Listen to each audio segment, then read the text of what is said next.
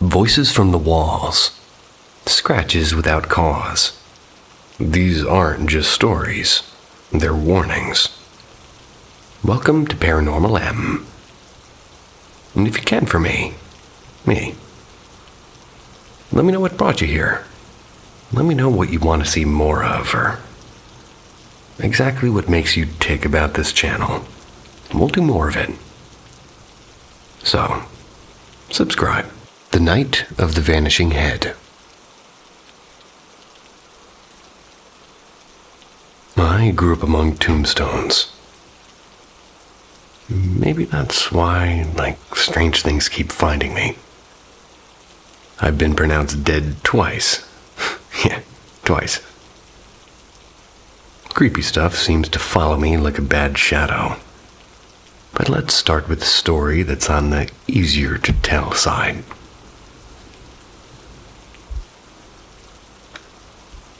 I was 12. My little brother was 10. We shared a small bedroom just off the living room in a creaky old house that sat across from a stretch of road where accidents weren't exactly rare. So, late one chilly night, we both jolted awake at the exact same time. No reason, just snap. Eyes were open. And for a while, we sat still, thinking maybe a crash had happened outside or something, like so many times before. But then came the sound, soft, deliberate tapping at her door. 4 taps, and then a sudden violent bang. Every hair in my arm stood straight up, and silence followed. It was so heavy it rang in my ears. It took what felt like hours to work up the nerve, but when I checked the clock, it was 4:07 a.m. And being the older one, I decided to open the door. I eased it open about an inch, and a sharp, icy gust rushed in. It was as if the night itself had been waiting to enter. In the dim light of the living room, we both saw him, an old man slumped in the rocking chair that usually sat empty by the window. His clothes were ragged. His hair was wild. The chair rocked back and forth in a slow, endless rhythm.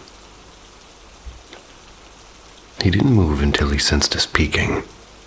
And then he looked up and his head snapped off like it had never been attached. It floated toward us with an impossible speed. We slammed the door so fast it rattled the frame. Instantly came a sound I'll never forget.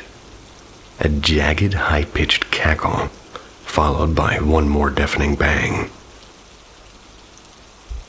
We stayed awake until sunrise, waiting for our parents to stir.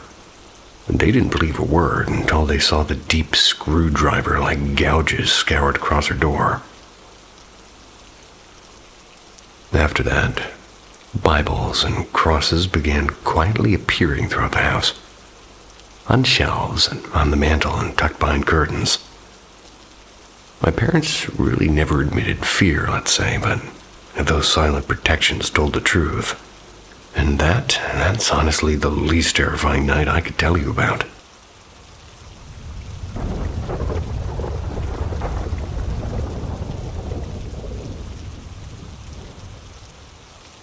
The Basement Curse.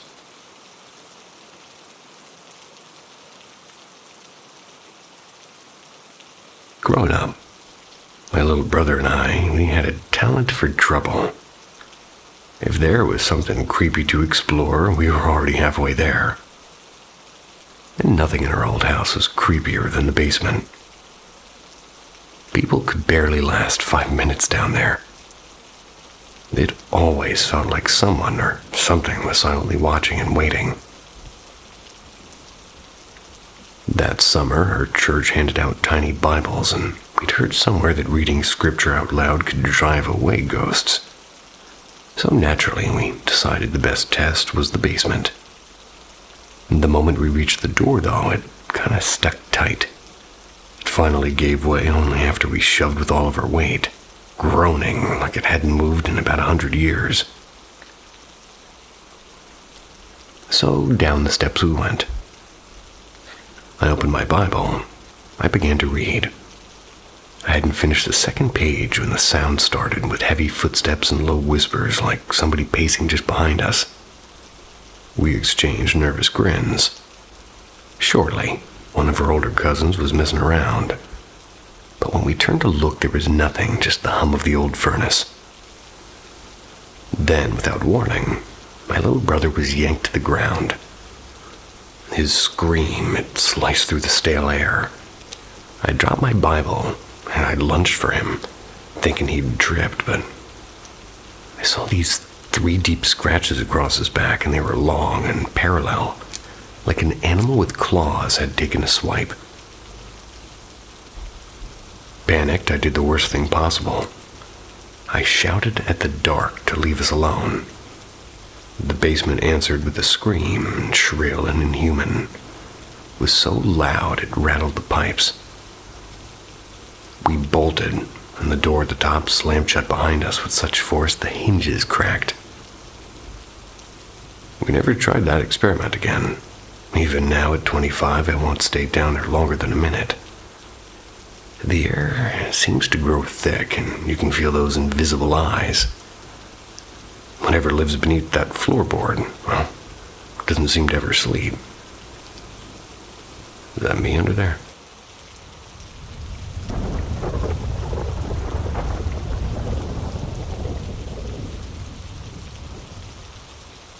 The White One returns.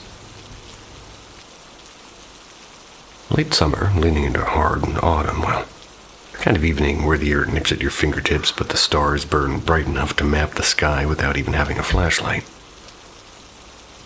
My little brother and I, we sprawled out on the faded trampoline behind the garage, letting the cool fabric press into our backs while we traced Orion and Cassiopeia overhead, which is also an awesome Japanese band. Neither of us spoke, and the silence felt like part of the night itself.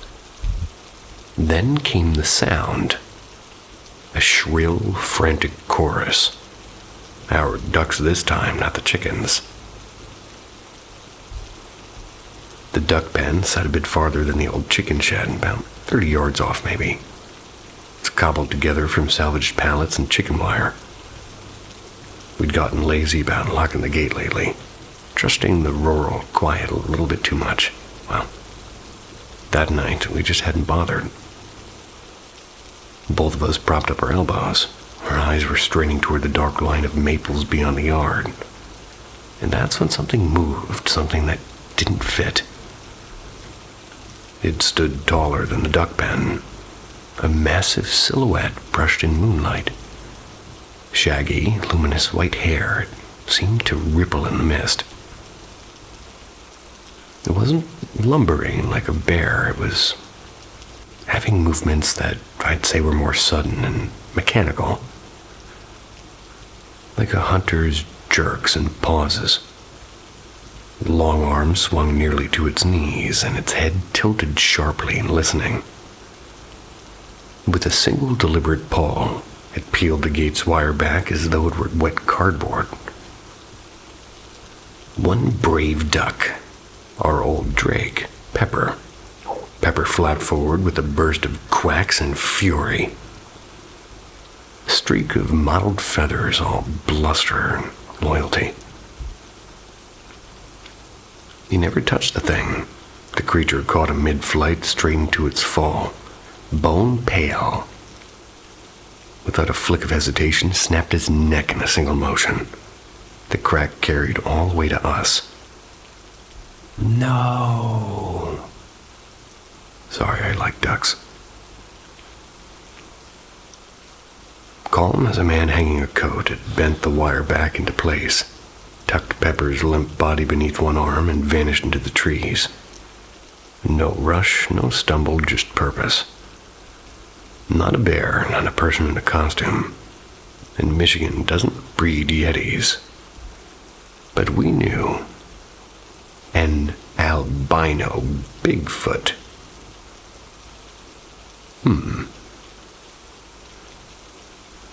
2 weeks later, curiosity dragged us to an abandoned hunting blind that we'd half forgotten in the pines. 20 feet up, the platform sagged, but it seemed to hold, and Inside waited something deliberate, like a bedding of wet boughs. Pine boughs. There was plastic bags and stripped bark woven into a nest big enough for a black bear. And below at the foot of the ladder lay a grim offering. Bones and feathers, skulls clean smooth, and more than one headless carcass. Ducks, cats, and a fox maybe. The disappearances suddenly lined up like puzzle pieces, and it wasn't random, it was him. The white one. And even now, when the moon goes high and the woods fall quiet, I sometimes feel the weight of eyes, pale and patient, just beyond the tree line. 10-second pause of peace for the lost duck. Rest in peace, duck. You're glorious.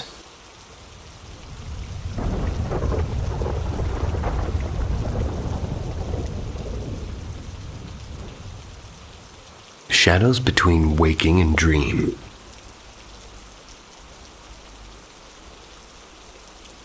For years I've been caught in a strange twilight, part dream, part paralysis. It's where the borders of sleep feel thin and hostile. The visions come in shifting patterns like three dark rivers feeding the same sea. The unfinished exorcisms. I often find myself in houses I've never seen before. They're usually dim and echoing. Someone inside needs to be freed, or so I believe. I begin to pray, but the words seem to crumble in my throat, and the fear locks my jaw completely. And the person before me starts to contort, not into a monster, but into something almost worse, a human shape twisted with intent. Once when I faltered, a woman stepped out of a doorway. She looked almost ordinary and yet luminous. Her eyes sharp as glass. "You belong here," she said softly. "They don't. Send them back." And I woke up before I could move or speak. The hunters. Other nights I'm running. My pursuers are not beasts or demons. Only people with blank, calm faces. And they want me dead. Sometimes to kill or sometimes to eat. And their silence is worse than any roar. I sprint through alleys, abandoned train stations, and strange cities where the streetlights flicker like dying stars. No matter how far I run, I feel their breath on my neck. The weight in the room. And then there's the paralysis. I wake up eyes open, but body stone heavy. A pressure seems to fill the air, thick and black and almost visible. Shapes lurk at the edges of the room, and I try to scream and nothing comes. Only the silent rhythm of prayer keeps me from sinking under the weight of it all. I was raised Catholic in name, but not practice. My family never prayed together, but secrets lived in the quiet corners. On my mother's side, aunts and cousins read cards, mixed powders, and whispered charms. Some ended in illness or poverty, like a pattern nobody could quite break. My mother and grandmother are still alive, two sharp minds with cruel edges. My mother smiles like a saint and cuts like a blade. She wears kindness as a disguise. Her moods swing from ice to fire. Then one dream brought them back to me in a way I can't forget. They beckoned me into a narrow room where a man or something wearing a man's outline waited. His skin was pale gray-blue and his eyelids fused shut as if welded. He pressed me down, not with strength, but with something deeper, like a spiritual gravity. I clawed at his face and I whispered, "Christ is with me, Christ is with me." But my voice, it seemed to dissolve into silence, and I woke with my heart hammering like a trapped bird. And my brothers dream too. They speak the words I can't finish. So for months, the nights went quiet. Maybe it was my cat, a small, stubborn sentinel, who kept kind of waking me to demand food even when the bowl was full. And somehow that simple interruption scattered the dark. But this morning, the pattern shifted again. I woke to a thin black river of ants pouring from a crack in the fourth floor floorboards. They were heading straight for the cat's untouched food. No plants, no open windows, no reason. The sight pulled me back to this time where it was like illness and nightmares first kind of braided themselves together. Now the dreams have returned, and with them a slow echo in my body, like something waiting patiently and unseen, just beyond the reach of the morning light. Hey, well, if the cat's not gonna eat it.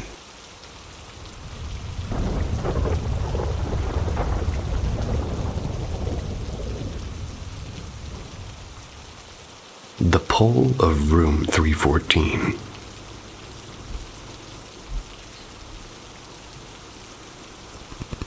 I grew up in the thin air of Colorado, where third grade science meant a quick skim of the gold rush before we talked about igneous rocks. And one afternoon, my teacher mentioned Estes Park, and almost as an afterthought, the grand old Stanley Hotel, one of the first buildings in the valley. Something in me locked onto that name like a magnet. Every year, my family drove up to Estes for hiking and taffy. Yummy. And every year, we drove right past the Stanley. I'd crane my neck from the backseat begging for a closer look, and my parents would brush it off with a casual, "It's supposed to be haunted, but it's just stories." I half believed them until middle school, when my sister started devouring The Shining. Far too intense a book for a 12-year-old. But also a little bit badass. She'd read passages aloud and her eyes wide, and the one day she dropped the bomb. Stephen King's Nightmare Hotel was based on the Stanley. By high school, with unlimited internet at my fingertips, I was deep down the rabbit hole. I learned about King's blizzard-bound stay, the phantom piano music, and the infamous Room 217. So I rewatched Kubrick's Shining obsessively, even after I discovered, to my annoyance, that the movie wasn't filmed there. Then a revelation from my parents. They'd spent part of their honeymoon at the Stanley. My jaw practically hit the floor, and after years of shrugging, they finally admitted they'd checked out early because of odd noises and somebody watching us. But they insisted it wasn't ghosts, probably some pranksters or tweakers, they said. For my 21st birthday, they finally relented.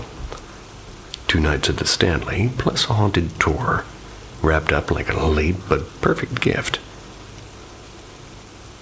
Months later, I sped up the mountain with the Shining soundtrack still ringing in my head, and the hotel loomed through the scaffolding. It was under renovation. But the moment I stepped inside, the scent of old wood and cold mountain air seemed to steal my breath. A man leaning by the doorway caught my audible gasp and grinned. Yeah, gets everyone. Check-in gave me room 314, directly above the novel's notorious room. Perfect. The wallpaper looked tired, the floor tilted just enough to feel wrong, and I roamed endless hallways and narrow staircases, never passing another guest, as if I'd slipped into a pocket of time. The night tour began in the music hall. The air thickened as soon as we crossed the threshold. Our guide handed us dum-dum lollipops to entice the spirits of children said to linger there. When my turn came, the candy suddenly shot out of my hand and skittered across the floor, and people behind me backed away fast with their eyes wide.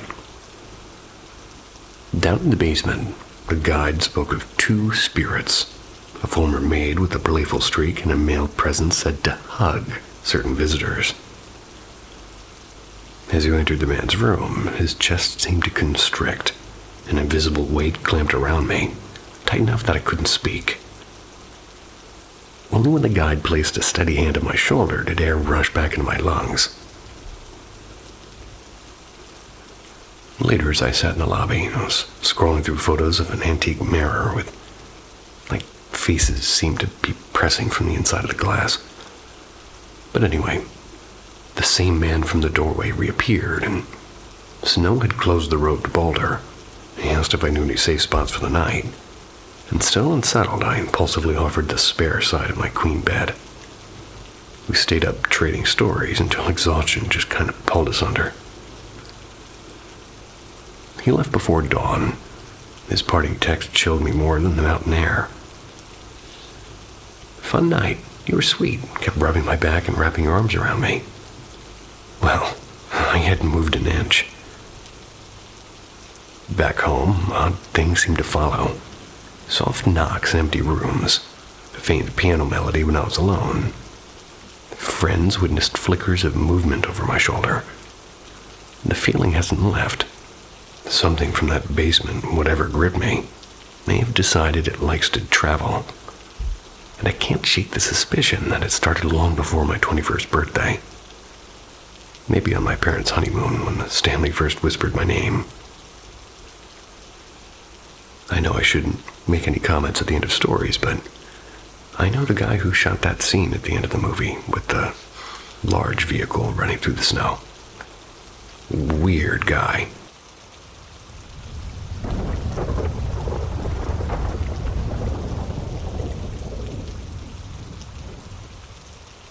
The Hallway of March. It was a chilly evening, early March of 2018. I was about 13. I was living in my grandparents' house, a pretty quiet place. And that night I stayed up late. I was glued to my tablet watching videos about haunted houses and strange shadows. I do remember the uneasy thrill of it all, and little did I know that this night would mark a sharp divide in my life. The night that my grandfather passed away in his sleep. The days after his passing, they felt unreal. About 9 nights later, I'm sitting in my room with the door half open. I'm watching some random clip, and that's when an odd sensation tugged at me. It was like somebody calling silently from the hallway. I turned, and there he was, my grandfather. Calm, almost ordinary, walking toward the bathroom across my door. He'd been gone for more than a week now, and the funeral was already behind us. So my heart froze. I remember staring until the sight dissolved. Then I bolted into the kitchen where my mother and grandmother sat. When I told them, we all just wept. It was the clearest, most direct encounter I've ever had. And after that, the house changed. My bedroom sat just above the basement, which used to be harmless until then. Footsteps began to echo from below at night. Boxes shuffled and chairs scraped. And this went on for months. Sleep became a struggle, and even stranger whenever I went into my grandparents' room to play video games on their TV. I would sometimes feel the bed sink beside me, the mattress sort of sighing under an invisible weight. And it was not subtle. And my mother did later admit that she had felt something similar. So moving on. One afternoon, while joking with Mom in the hallway, I just caught a dark silhouette standing in the kitchen doorway. It lingered for a heartbeat and it vanished. I stood frozen, staring at the empty space until Mom asked what was wrong. I told her, but she had no explanation. The months that followed were filled with fleeting shadows and slender shapes sliding across rooms, darting just out of reach. Once when I was home alone, the heavy iron gate at the entrance of our property swung wide open. I watched it from the window and I was paralyzed. My mom swore she had locked it tight before leaving. The strange happenings never stopped until we moved to another country.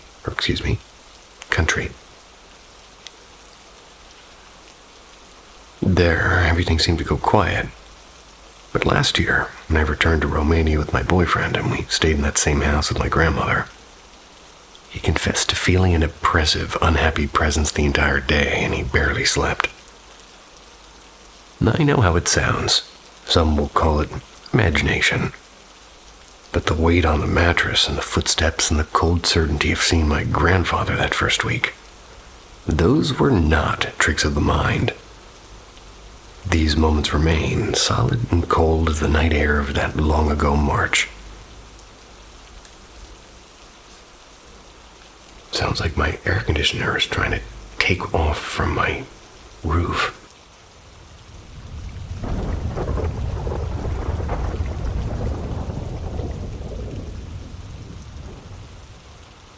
The hallway warning.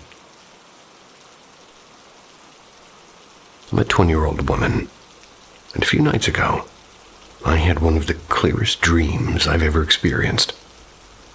And I almost never remember dreams. So this one, it seemed to feel different right from the start. It began inside my grandfather's house. I was curled up in my late grandmother's favorite recliner, the one with the faded blue cushion. On the carpet nearby lay Jasper, my grandfather's golden retriever, quietly dozing. My grandmother strolled past me and, jangling a set of car keys, and disappeared toward the garage. My grandfather followed, slipping on his worn leather jacket as he left. The house fell silent until Jasper suddenly sprang up with his hackles raised, staring down the hallway. A low growl was rumbling in his chest, and I stepped beside him and I peered into the dim corridor.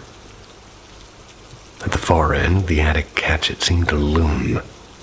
A prickle of dread slid down my spine when two long, inky black hands crawled around the edge of the opening, claws gleaming faintly as if something was climbing out. Jasper lunged forward, barking fiercely at the attic door. And then my grandfather returned through the back entrance, startled by the commotion. As he approached, the dark hand slid back into the ceiling.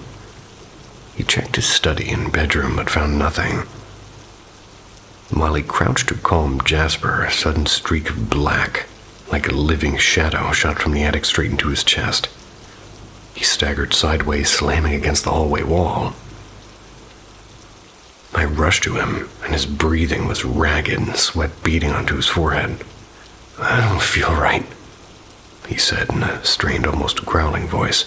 "I'm so angry." I wrapped an arm around him and guided him toward the garage. And just as we reached the door, my grandmother reappeared as if from nowhere, eyes wide with urgency. "We need to go now." And then everything went dark. And here's what unsettles me. My grandmother passed away nearly 5 years ago. Yet in this dream, she moved and spoke as if she had never left. And Jasper, my grandfather, didn't even adopt him until 3 years after her death. I can't shake the feeling that she was warning me, or warning us. Paranormal things have brushed our family before. Odd sounds, flickering lights, and that uneasy sense of somebody watching. Nothing dramatic, but always just enough to notice. Now my parents and I are living with my grandfather, and that vivid night keeps replaying in my mind. Was it just a dream or a message that we shouldn't ignore?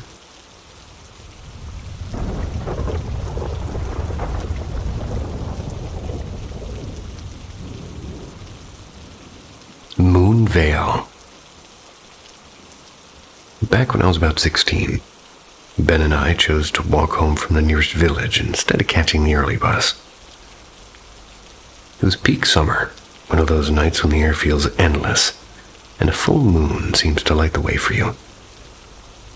We took the path through the fields by the canal, a place that we all knew well. We'd built little fire pits there and shared cheap beers and swapped stories about ghosts and old suicides people whispered about. None of it ever really scared us.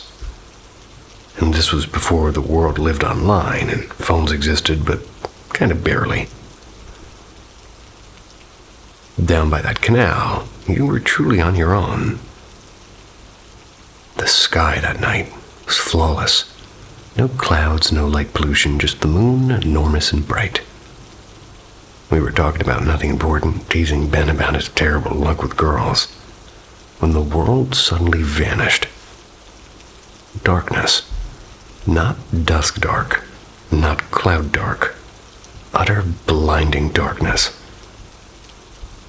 1 second the moon filled her eyes, and the next everything, like the moon, the stars, the horizon, was all gone. It was as if somebody had thrown a giant black sheet over the sky.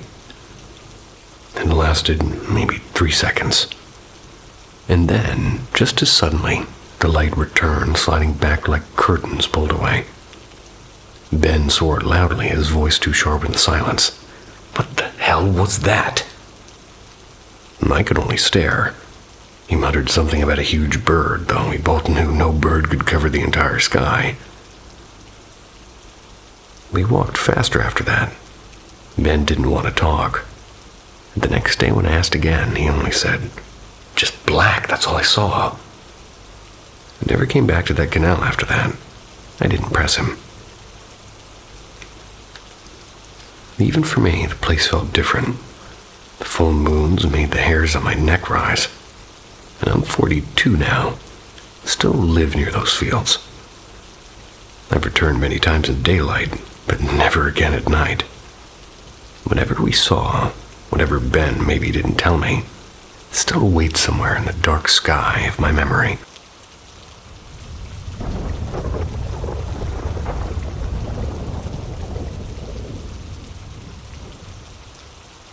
The Floating Clue Game. Hey folks, so this memory bubbled up again. One of those strange ones I never really unpacked. I once shared a version. It was like in a comment on a YouTuber's channel. But I figure since it's already floating around the internet, why not tell it properly here? I'm adding bits I remember more clearly now and changing a few details because, well, memory is tricky and fickle.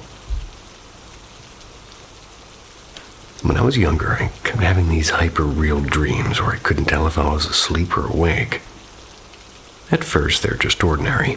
I'd be doing normal stuff and brushing my teeth or walking to school or sitting at dinner. And then without a warning, a perfectly mundane scene would twist into something dark. I'd wake up locked in sleep paralysis with my heart hammering. I was certain something was in the room with me. But the strange part, the normal dreams always came first. And then in them, there was always something slightly wrong. Like a spoon balanced perfectly in midair, or my neighbor speaking with my grandmother's voice. And if I spotted the mistake and called it out, I'd snap awake into paralysis. That heavy presence lurking at the edge of my bed, if I missed the glitch, the next dream would be a nightmare. Eventually, I realized that it was a game, or maybe something told me that. Honestly, I really don't know which came first, the idea or the whisper. But either way, I started to play. I trained myself to notice every inconsistency, the clock jumping backwards or somebody wearing shoes that didn't match their outfit. A door that should creak that's staying silent. Anything that might mean dream instead of reality. Then I got overconfident. One night I'm drying dishes and I turned around and I saw a kitchen chair lazily floating upside down. And instead of panicking, I actually laughed. "Too obvious," I said. "You're slipping." Snap, awake. Black figure in the corner watching and waiting. And after that, the nightmares doubled down. If I failed to catch an error, they were worse and longer and sharper, filled with whispers I could almost understand but couldn't quite remember when I would wake up. I know I spoke with it sometimes, whatever it was. Its voice is like a word on the tip of my tongue, impossible to recall but impossible to forget. Did it explain the rules, or did I piece them together myself? That line is blurry even now. It eventually stopped. A string of life changes kind of pulled me away from the late-night demonology books I used to devour. The dreams faded, but I still wonder, was it just a tangle of lucid dreams and teenage nerves, or something far stranger? Or perhaps the late-night reading of demonology? What do you think? Was I just outsmarting my own brain, or playing a game I never fully understood? All I can say is, everybody doesn't own more than one pair of shoes, so you can't always match.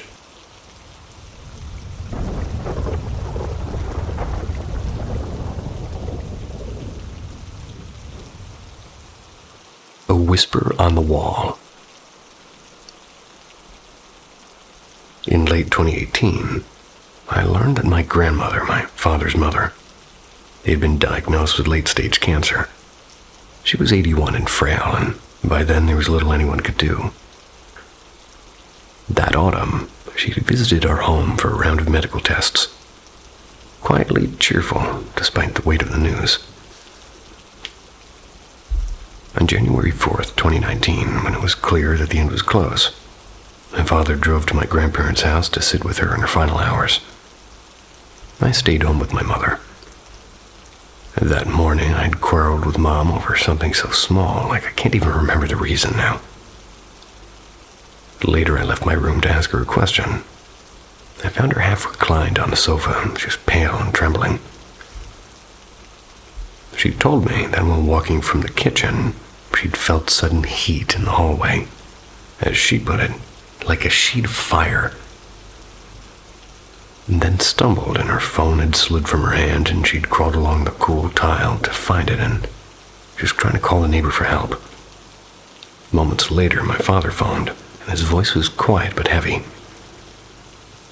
She's gone. My grandmother had always treated my mother as the daughter that she never had, so I can't shake the feeling that Mom sensed the instant of her passing. That night, long after midnight, I lay awake thinking of her. Out of nowhere came a faint but sharp sound. The slow drag of a fingernail along my bedroom wall. Strangely, I felt no fear, only calm, as though I'd been expecting it. When the sound ceased, I simply knew it was her. A final, gentle farewell. I had braced myself for grief, but never for this quiet, this uncanny message that love can send across the veil.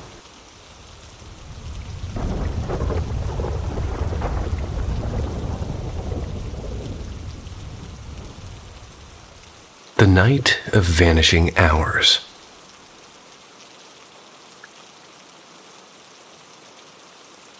So one of my friends, let's call her Claire, 21-year-old female. They've always been the steady, goal-driven type, and, well, yesterday, though, something cracked open. She picked a fight with everyone at home over something that she'd never cared about. Cash. Normally, Claire would debate politics or career paths, but money? It's not usually her style. Here's how it unfolded. Claire asked her parents for actual cash instead of using a digital transfer. They offered to buy her anything she needed, but no handouts. That tiny refusal seemed to kind of blow up into a sort of storm, like voices rose, and in a flash she threatened to skip her move to a major city for her next round of studies. And that's a dream that she'd been chasing for years now. Eventually, the shouting cooled. She went to her room and everyone exhaled, and then came the sound of hurried footsteps. Their parents found her on the rooftop clutching a pair of scissors, and her father barked, "How much money do you want?" And Claire, with her voice low, kind of answered like strangely, "Your daughter won't be alive for that." And yeah, she spoke in third person. Moments later, she collapsed and still weeping and answering questions faintly as though in a dream. What chilled me most in that fog is she whispered she hadn't gone upstairs at all. Someone, she said, had urged her to harm herself. And hours later, she woke with no memory of the fight, the demand for cash, or the threat to abandon school. Her recall stopped 5 or 6 hours before the evening unraveled. This isn't a family neglect story either, but just days ago, they'd won a huge legal settlement. It was big enough to set everyone up comfortably. New laptops were already bought for her siblings, but Claire, she'd refused gifts, saying that she needed nothing. No hidden injustice there. And I'm a skeptic. No belief in spirits or curses, and my gut tells me we're staring at a mental health crisis, not some evil energy. But the memory gaps and the third-person speech and the eerie conviction that somebody else guided her actions, those are a little bit hard to shake. So whatever it is, last night felt like a handful of hours simply vanished.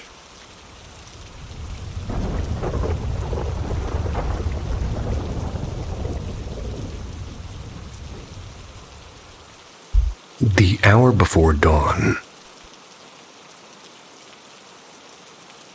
When I was 11, my family took what I thought was just a cheerful winter trip to Boston. We were going there to see my Aunt Claire. And they had always been the warmest soul at every family gathering. I thought we were simply escaping the great January routine for a bit of fun. Only later did I realize the real truth. She was in the late stages of cancer, and we were there to say a quiet sort of goodbye. 2 days after we got back, something happened that still lives in my bones. Around 4:45 a.m., I jolted awake, and I was hanging in the darkness, there was this thing inches away from my face, and it looked like Claire's face. Except it was wrong somehow. Like a photo that had been stretched at the edges. There was a pulse of icy dread, and it was rushing through me, and my chest tightened so hard I thought I might choke. Then a sharp ache cut through my skull. I even felt a faint pressure on my skin, as if something unseen was brushing against me. Then just as suddenly it vanished, leaving me trembling in the quiet room. The next morning, my mom sat at the kitchen table. Her coffee was untouched. She told me Aunt Claire had slipped away peacefully in her sleep at around 4 a.m., less than an hour before I woke up. And even now, years later, I replay that pre-dawn moment. I was fully awake, and the hair and the weight on my chest and the distorted face. They were all so real, it's impossible to chalk it up to it being a dream. And yet, I don't believe it was really her visiting me. If anything, it felt darker, like something else had borrowed her image. I keep wondering, was it some strange trick of the mind or something that science hasn't named yet? Has anyone else ever experienced a presence so vivid and immediate at the exact hour that somebody they loved passed away? I'd love to hear about it if you have, because that morning still refuses to let me go.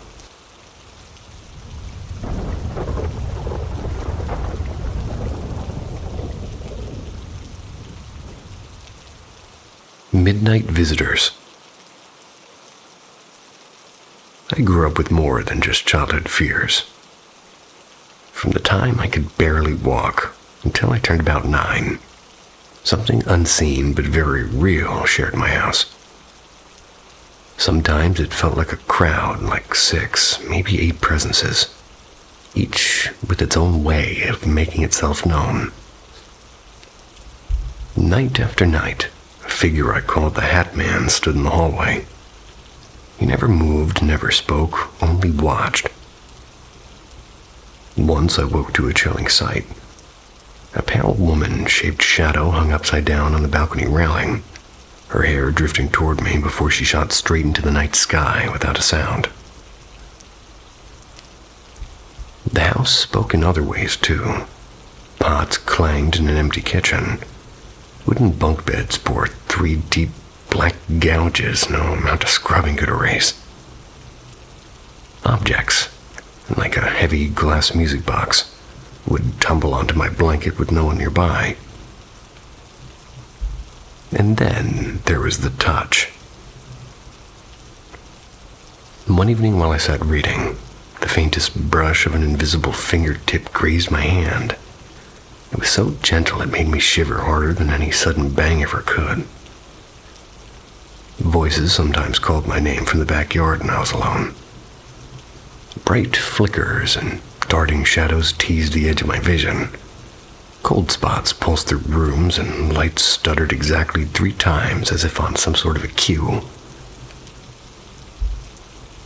The worst moment came at 4 a.m. I opened my eyes to find this massive black silhouette kneeling on my chest. It fled the instant my fingers met its outline, crawling backward into the dark like smoke. These visitations seeped into me, and I grew quick-tempered and restless, almost as if the house itself was rewiring me. Relief only came when my older brother performed a determined cleansing with sage and a prayer. The silence afterward, it felt electric. For years, nothing happened. But quiet never meant gone. A few summers ago, a 3-kilogram elephant statue leapt from its shelf in the middle of the night, then proceeded to shatter on the floor. There were no tremors, there was no draft, just a crash and the echo of old memories. Looking back at it now, I believe I met a mixture of forces, a mischievous poltergeist or two, a wandering shadow figure, maybe something darker. Yet instead of breaking me, those years tempered me. I learned to stand firm and to guard my space. Now when the air chills or a hallway light flickers, I no longer panic. Whatever those midnight visitors were, they taught me how to face the unseen and how to remain unafraid.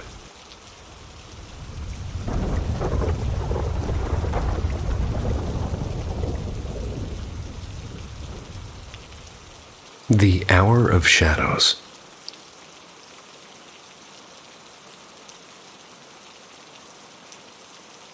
I have walked the crooked paths of the supernatural since 2008, chasing whispers of hidden knowledge. Over the years, I discovered a chilling truth. Evil rarely arrives in rags and smoke, and often wears the costume of light, of warmth, and of comfort. I once believed truth was an idea, a philosophy to be found by gathering fragments of different kinds of wisdom. Yet in every ritual and in every mantra and every shimmering enlightenment, I only spiraled into endless nights of paralysis and dread. Questions seemed to multiply like weeds, and clarity came in flickers, only to be swallowed again by the darkness. Then came that night.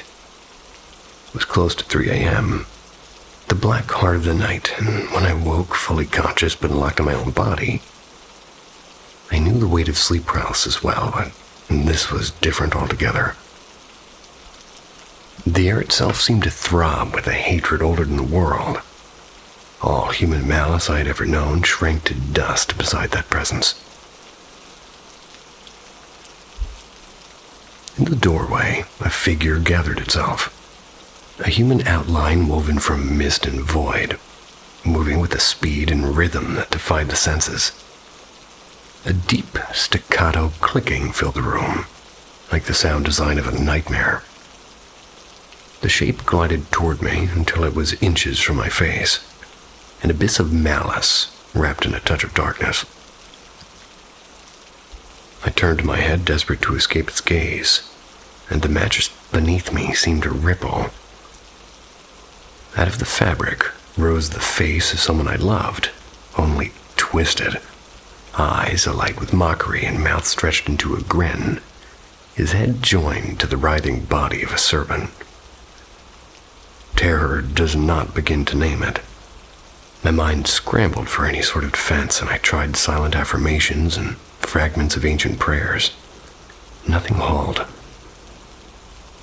Then a half-buried memory surfaced. Someone once spoke of a heavenly protector, Saint Michael. I called his name once, twice, 3 times, and instantly, like a cord snapped, I could move. The darkness shattered and the room was empty. In that moment, it rewrote my understanding of reality. New Age teachings had told me that power rests within. But in that crucible, my own strength meant nothing.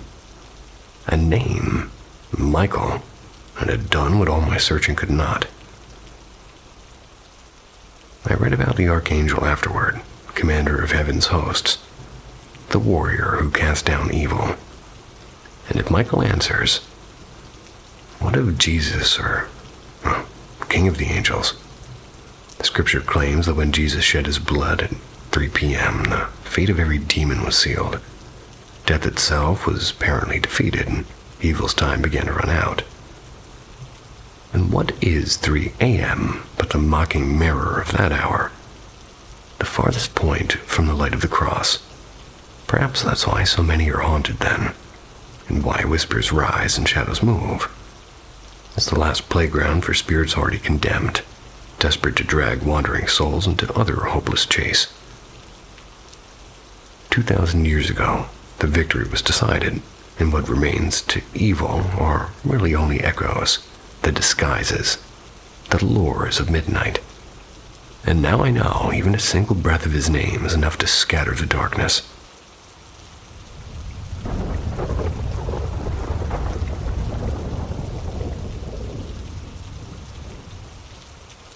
The Couch Companion.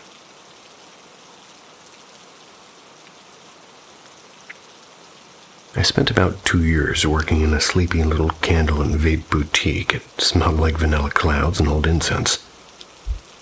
The shop barely had customers. No surprise, it shut down last spring. So most of my shifts were me on a cushy sofa crocheting scarves and binge-watching trashy reality TV. Now and then, overhead lights would flicker. The door chime would kind of tinkle as if somebody had stepped in. Sometimes the TV would stutter into static for a second. I chalked it up to bad wiring and cheap electronics. But gradually, it began to feel like someone was quietly sitting beside me. Not menacing, just keeping me company. And oddly enough, I didn't mind. It was almost comforting. It's like the shop had its own invisible regular. When the place just finally closed, my boss let me take home one of the big lounge couches. I didn't think twice about it. I also never said goodbye to my unseen colleague, because honestly, I was distracted. I had things happening about a month away, and life just felt like a runaway train. Months later, in my new apartment, the oddest things started happening. I'd catch shadowy shapes flickering at the edge of my vision, and normally my mind is pretty steady. If I do have a stray hallucination, it's fleeting and never visual. But these shadows carried a strange mix of nostalgia and gentle sadness. It felt like memory itself was visiting me. This morning it all sharpened. I was crocheting on that same couch, TV humming along. That's when I sensed eyes on me. My husband was reading across the room and our cat asleep on the rug, and still, every minute or two, I glimpsed what looked like the top of a head and the toe of a shoe. They were peeking around the doorway. And my cat, who usually ignores everything, sat up, ears forward, tail twitching like he saw it too. That's when the shop came rushing back. The empty afternoons, the soft presence I'd half imagined. Felt almost guilty for forgetting. So, half joking, half serious, I called out, "All right, if you're not my shop ghost, you need to leave. If you are my shop ghost, you can stay, just quit lurking and come sit like old times." I felt ridiculous. But a moment later, that familiar, gentle pressure on the couch returned, like somebody had settled beside me, and the shadow stopped. Was it really my silent coworker from the shop, tagging along with the couch? or just my brain weaving comfort out of loneliness? I can't say. I don't mind the idea of a polite, quiet ghost roommate. But what worries me more is the possibility of slipping into a delusion. So I keep up therapy. I light my weekly sage sticks. And I keep an open, if slightly skeptical mind. Either way, crochet is more fun with company, seen or unseen.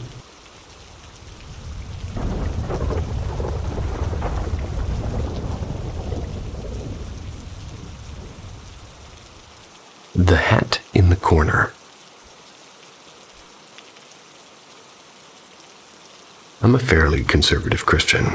I don't buy the idea that spirits of the dead roam our world.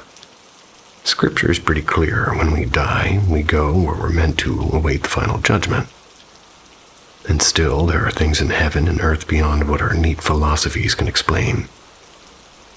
Strange energies, echoes of the past, maybe even something we don't have a name for. Whatever it is, our house seems to know it well. Our place is a century-old farmhouse. Has stubborn, creaky floors and an attic that exhales dust like an old memory. And when we bought it about 12 years ago, a few antiques came with the deal. My wife and my mother-in-law, they were sorting through a battered oak trunk. That's when they found an old photograph of a solemn young couple. Behind the frame was a yellowed note, folded like a secret. It was a suicide letter, bleak and resigned. And after some quiet inquiries, tiny towns keep long memories, we learned that a son from the original family had indeed taken his own life here. Since then, flickers and half glimpses have been part of life. With 2 kids and a dog, there's plenty of movement to blame. But sometimes, the movements don't line up. Once, while turning into the hallway, I caught the definite swish of a tail, dog-sized and quick. But our dog was asleep in the other room, and my son, now 18, has described the same thing. A flick of fur vanishing just out of reach. Those stories almost make us laugh. Almost. Others are kind of harder to laugh about. One evening, twilight deepened while I sprawled on the couch with my phone. The house had settled into that soft hum of silence, and I felt someone enter the room behind me. The subtle pressure of space displaced. A shift in the air. From the heft of it, I imagined my son, tall and strong, standing there, maybe waiting to startle me. I turned with a half smile, and nothing. The doorway was empty. When I asked him later, he swore he hadn't left his room. Then came the night I won't forget. Just 3 weeks ago, shortly after my father passed away, I woke at 3:40 a.m. to find a figure gliding across the foot of my bed. Not a wall shadow. This was darker than dark, as though smoke had decided to become a person. It was man-shaped, and for a heartbeat I thought I saw the outline of a brimmed hat, like an old railway porter. A strange electric chill raced through me. Not cold air, but something under my skin. I lunged forward with a startled grunt, hands out to grab what had to be real. My arms cut through emptiness, and then it was gone. Bedroom door still latched shut. Since that night, I've slept with a teeny murmuring and a lamp burning low. It feels a little like surrender, and I don't like admitting that. But whatever crossed my room that morning wasn't a dream, and it wasn't just grief. There are more things moving in the quiet corners of this old house, especially the one I prepared to believe. And sometimes they wear a hat.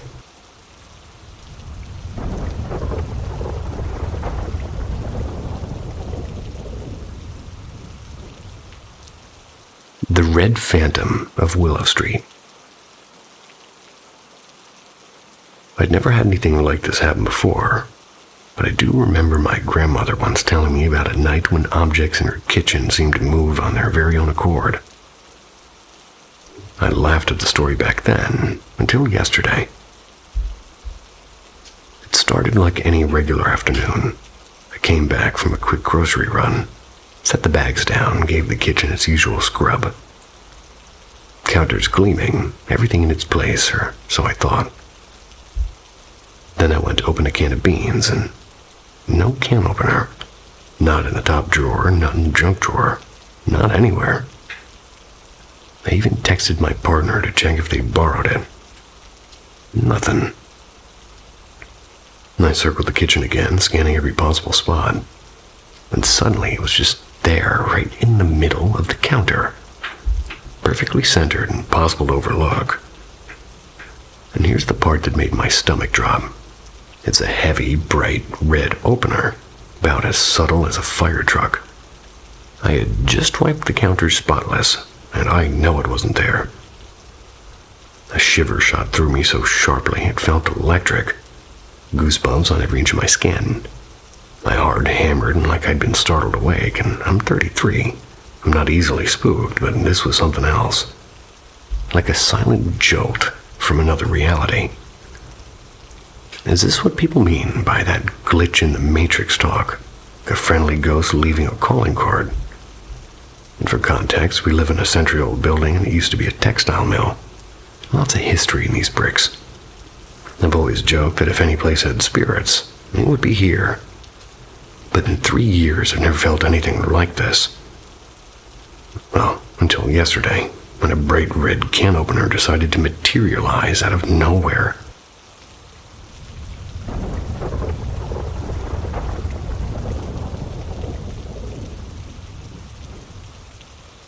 The house that kept breathing. When my girlfriend Emily moved into a quiet blue house with her best friend, we joked about how much it felt like a set from an old mystery film. But the basement was no joke. It still held boxes from previous tenants and some belongings of Emily's parents. They'd stayed there briefly before her, and the place carried a strange heaviness, like someone invisible was watching. One slow morning, while Emily and Claire were at work, my friend Luke and I were chatting about that basement. Half as a dare, we pressed our ears to the basement door. And that's when we froze. Soft, deliberate footsteps echoed from the bottom of the stairs. The house had sat empty for a week before Emily moved in. The neighborhood wasn't exactly the safest. So we swung the door open. Nothing. Just a cold draft and some dust. An hour later, as we sat above the basement in the living room, the weirdness deepened. Got up to grab my phone charger, but a sharp thud shook the floor beneath me, like something had struck it from below. Almost instantly, there came a slow knock on the basement door. We waited 20 tense minutes before going down. No one. Every window was sealed in cobwebs. Yet on a shelf sat a chipped ceramic mug that we'd never seen, its bottom coated like with something black and fuzzy. Luke, poking through a corner of old belongings, unearthed a black beanie marked with a hand-painted pentagram. We exchanged a look and silently agreed to leave it for another day. But the house didn't leave us alone. A week later, Claire moved out, said that she couldn't sleep well anymore. And that very night, the light switch at the top of the basement stairs began to flicker on by itself. And 2 mornings after, I heard my dad call my name from the kitchen. Except my dad lives 2 states away. Has never set foot in that house. The kitchen door sits directly beside the basement door. Last night was the most unnerving update yet. Emily was getting ready for bed and tried to turn off the hallway light by the switch in her room. It just wouldn't budge. She walked to the far end of the hallway to use the other switch. Her cat, usually calm, hissed at the first switch and bolted. As Emily reached for the second switch, she heard a crisp click. The switch by her bedroom flipped itself back on. Now Emily swears that she hears faint breathing near the door when the house goes silent. And that black beanie with the pentagram, well, It's no longer where we left it.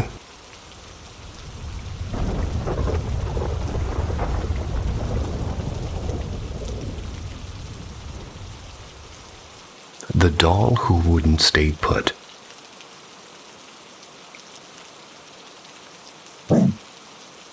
A few months back,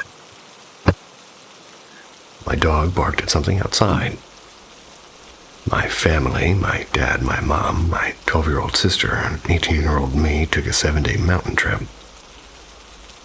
On the 6th day, while wandering through a sleepy village path, we stumbled across a crooked little shop with faded blue shutters and a squeaky sign. And the sign read, "Antiquities and Curiosities." Inside, the air smelled like cedar and rain-soaked stone. There were dusty clocks, chipped porcelain, and brass instruments that looked like they belonged on a pirate ship. But one thing refused to blend into the clutter: a small porcelain doll in a cracked glass case. Her hair was pale as frost, her dress a strange mossy green, and something about her face, sweet yet faintly amused, pulled me in, and we bought her, and I don't know why. Fast forward about 2 months. So I have a corner in my room for figures and collectibles. They're strictly arranged and nobody dares move them. That's why it rattled me when I noticed the doll one morning lying face down on the shelf. I brushed it off, and maybe vibrations from the heater, possibly. A week later, she was perched on the TV cabinet, and another time balanced in front of the hallway mirror, and her reflection caught in the dark. Only I noticed, and at first I told myself it was nothing. Until 3 nights ago, I found her in the guest room, a place no one in the family even enters. So I asked around. Every single person swore they hadn't moved her. And then came yesterday around 7 a.m. Mom woke to find the doll lying beside her pillow, as though it had been quietly watching her sleep. Everyone was still dead asleep, and no one claimed responsibility. My little sister, who already spooks easily, went pale. She grabbed the doll and set it in front of a framed picture of our household deity, convinced that sacred company would keep it still. But this morning when I woke, she was not by the picture anymore. She was sitting on my desk, directly in front of my bed, facing me and staring. And here's what really unsettles me. At times, I feel a sudden prickling at the back of my neck, the unmistakable sense of eyes on me. When I turn toward the doll, her painted irises seem not quite fixed, like they've shifted by a fraction, just enough to follow. And we are a deeply religious family. We swore hand on scripture that none of us moved her, and I need you to believe that. Now I'm left wondering, did we bring home more than an antique that day in the mountains? Or did the antique bring itself?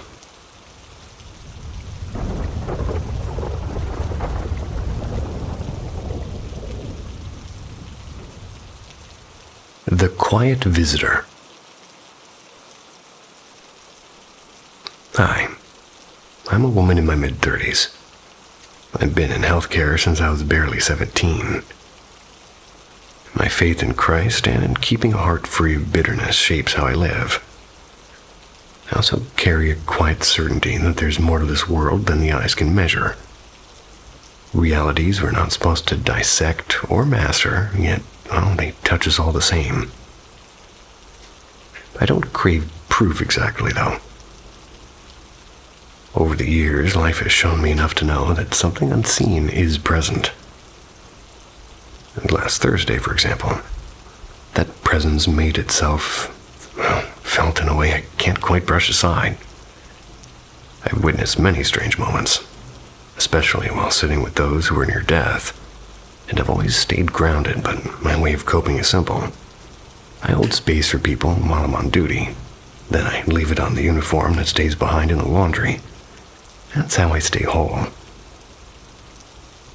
I've had odd incidents before, but I usually lock them away and pretend they never happened. And for a long time, I believed that worked, and now I'm wondering, was I really coping or just postponing a conversation with something persistent? That morning, my assignment was a one-on-one care with a resident battling dementia, deep anxiety, and vivid hallucinations. After a long while, she settled into a sort of rare calm. Her private room opened into a sleek white-tiled bathroom via a sliding frosted door, and from my chair I could see almost everything, except the far corner where the walk-in shower sat, hidden behind a half wall. There were no windows, no vents big enough for a trick, and only one entrance, the door behind me. Neither of us moved. Then, as the building hummed softly in mid-morning silence, the shower burst to life. I didn't gasp, I simply rose and I stepped in, turned the handle until the water stilled. My resident kept her fragile peace, and I kept mine, and I knew what I'd witnessed, but words felt unnecessary. When my shift ended and I changed in the locker room, I spoke softly to the empty air. Some things I do that, or rather sometimes. Today was good, but whoever or whatever needed to show up, thank you, and please stay here.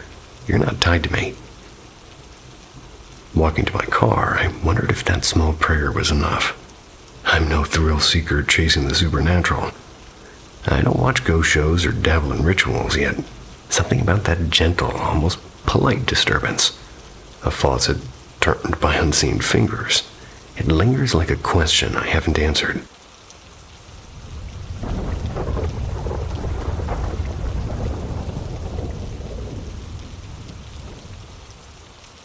The House That Waits. When I was about 5 years old, my family had to leave our home for major repairs. We ended up renting a peculiar property shared with my uncle's family. On our side, it was me, a 5-year-old female, and my mom, a 28-year-old female, and my dad, a 36-year-old male. On the other side were my uncle, a 44-year-old male, and his wife, 43, and my cousin, a 6-year-old female. Both halves of the property were connected by a single, oddly shaped room that felt wrong. Like it was added on as an afterthought by somebody who didn't like straight lines. Despite sitting squarely in the heart of the city, the place felt removed from the world. The main door opened onto a gravel hill that sloped down to 2 old houses side by side, their tall windows staring blankly at the woods. The houses felt older than the street around them, as if they had been waiting there long before the city grew.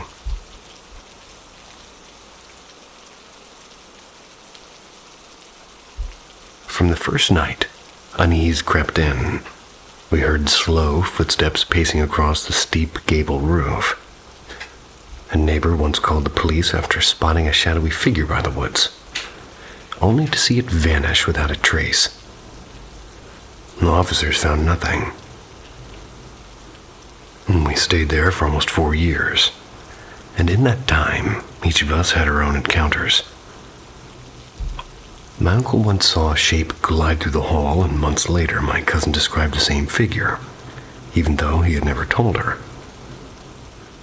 My dad swore he felt somebody slip into bed beside him when he was all alone, but it was my mom who bore the worst of it. At first, she had vivid dreams, visions, events that would occur exactly an hour later. Then, when she was alone, picture frames would tumble from the walls with a deliberate thud, and things escalated. Never she left for more than a short errand, strange accidents found my father. He was once shoved so violently while exercising near the basement windows that he tumbled onto the gravel. Another time, he woke with raw scratches across his legs, back, and face. And then, there was my baby brother. 2 years after we moved in, my mom gave birth to him. One afternoon, when he was about 6 months old, she lay next to him and drifted off. When she woke, he was gone. The crib was empty. The room was empty. She raced to my uncle's house, but no one was there, so breathless she ran back and found him lying peacefully on the bed as if he had never left. The most unforgettable moment, it came when I was 7. My brother was just a year old. My mom, my brother, my visiting older cousin, and I were waiting in that crooked connecting room for my dad to pick us up. My brother sat calmly on the rug before a dresser with a large mirror.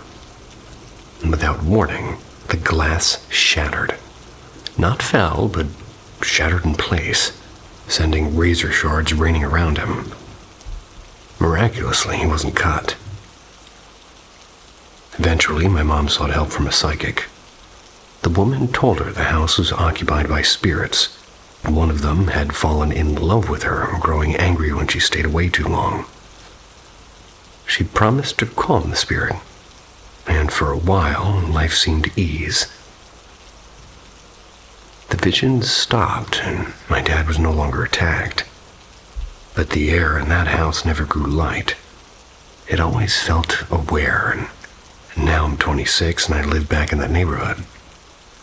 The gravel hill has been paved with asphalt and the woods have been cleared, replaced by neat rows of apartment blocks. And the house still stands, a stubborn relic pressed in by modern walls. I still dream of it, weekly, sometimes more. The dreams are vivid. It's like I've never left. I feel a quiet pull I can't explain, as if the house still knows me and waits. I don't know if I'll ever cross its threshold again, but I know it hasn't let me go.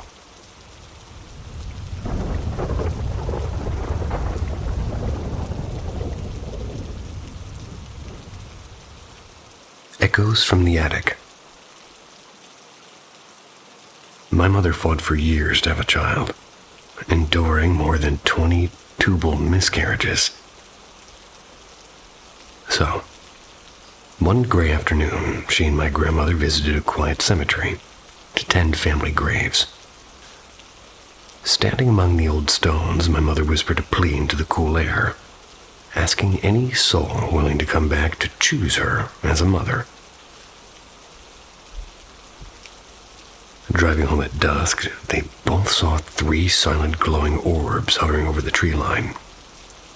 Neither of them were believers in UFOs until that moment. Weeks later, against every medical prediction, she conceived me, this time in the uterus. And from birth, my life hummed with strangeness. The nursery TV hissed to life at night, once even switching from a church broadcast to a disturbing horror film no one had cued.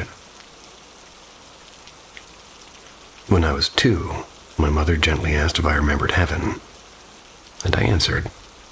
I came from a dark place, crying for my 3 children. She never stopped retelling that moment.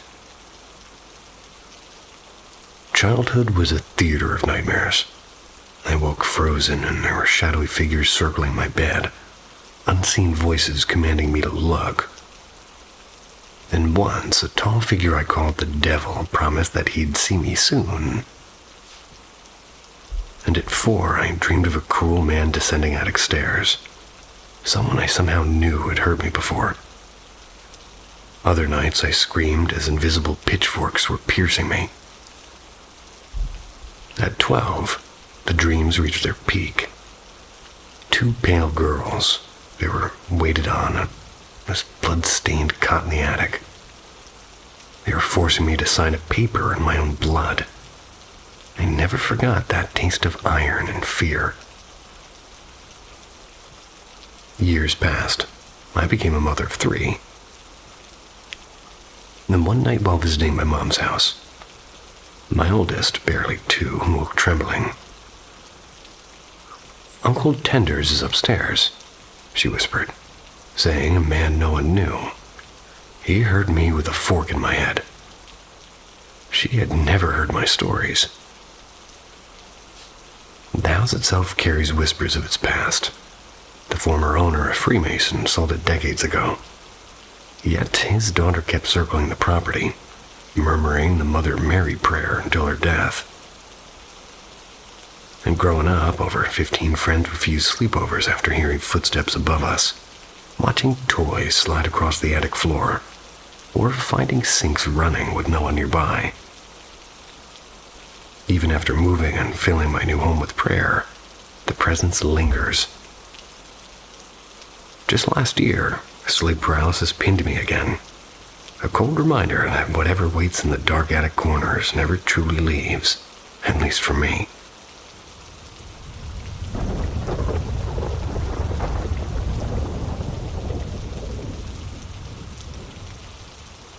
The White Garden Pact.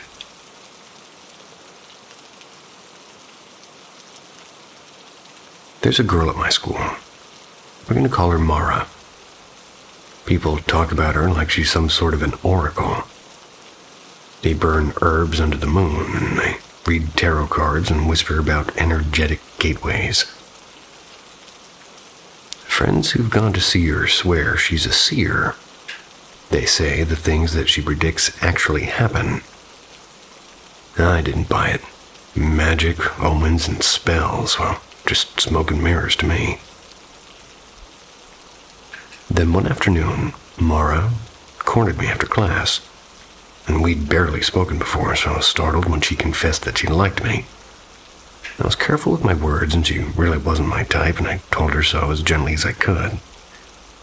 She smiled faintly and said, "Friendship's fine."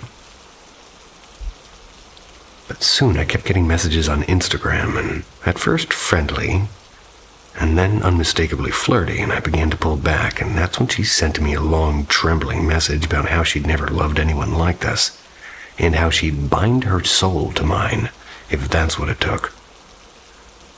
I replied firmly, "Friendship only, nothing more," and she pushed harder. Finally, I snapped and said, "There's no world where I'd want to be with you," and hours passed. And at 3 a.m., her next text came, "You'll regret speaking to me like that." I laughed it off, but that night something shifted. I couldn't sleep like a silent engine hummed underneath my skin, and at dawn I drifted off and dreamed. Everything was white. Sky, ground, and air, except for a single lush garden of impossible flowers. Across it stood Mara, a white camellia tucked behind her ear, smiling sweetly, almost radiantly. I woke after 10 minutes, wide-eyed and uneasy, and it didn't stop. For the next 10 nights, the dream replayed exactly. White place, the garden with Mara smiling. And last night, though, the dream changed. I wasn't in a white garden anymore. I was in my own room. Mara lay beside me, and it was intimate and disarmingly real. I could feel every heartbeat and every breath, and through it all she kept that same calm, luminous smile. I don't know what she's done or if this is just my mind betraying me, but I wake each day more hollow and sleepless, and deep down I can't shake the thought that maybe this isn't only a dream.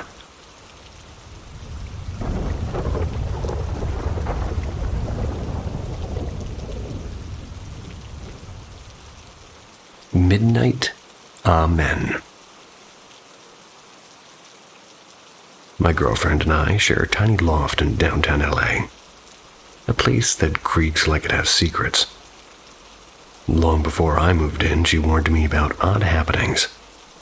Cups clinking in empty rooms, faint voices that sounded inside the apartment, objects vanishing only to reappear exactly where they belonged. She would half joke about somebody hiding here with her. And after I moved in, the weirdness mostly died down. Sometimes a fork would tumble off the counter of her Sometimes a fork would tumble off the counter, or her earrings would hide for a day. But it felt like old building quirks, nothing to lose sleep over. Until last night. Around 4 a.m., she nudges me awake. "I can't sleep," she whispered. "Something feels wrong." And I wrapped an arm around her and murmured that everything was fine, and drifted back to sleep. Later, she told me that minutes after I dozed off, a sharp clatter echoed from the kitchen. About 40 minutes later, I woke to what I thought was her breath warm against my ear, and a soft, urgent whisper. Dear Lord, keep me safe on my journey to heaven. Amen. Half asleep, I chuckled, thinking that she was that spooked, and I mumbled, Amen. Then I opened my eyes, only to find her turned away from me, breathing deep and steady. And that instantly froze me. A cold shiver raced down my spine. Someone had spoken inches from my ear. When she stirred, I told her that we need to burn sage the second the sun came up. Now, hours later, the apartment's quiet as I write this before heading to work. Nothing else has happened yet, but I can't shake the feeling that something else is living here with us, patient and unseen, waiting for the next whisper in the dark.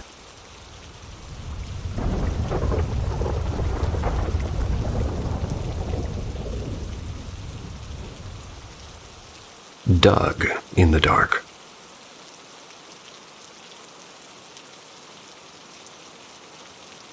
This is a story of how my mother became certain that she gifted me something unholy, and how I'm still not sure she's wrong. Back in the mid-90s, my parents weren't your velvet-robed, candlelit LaVeyan types.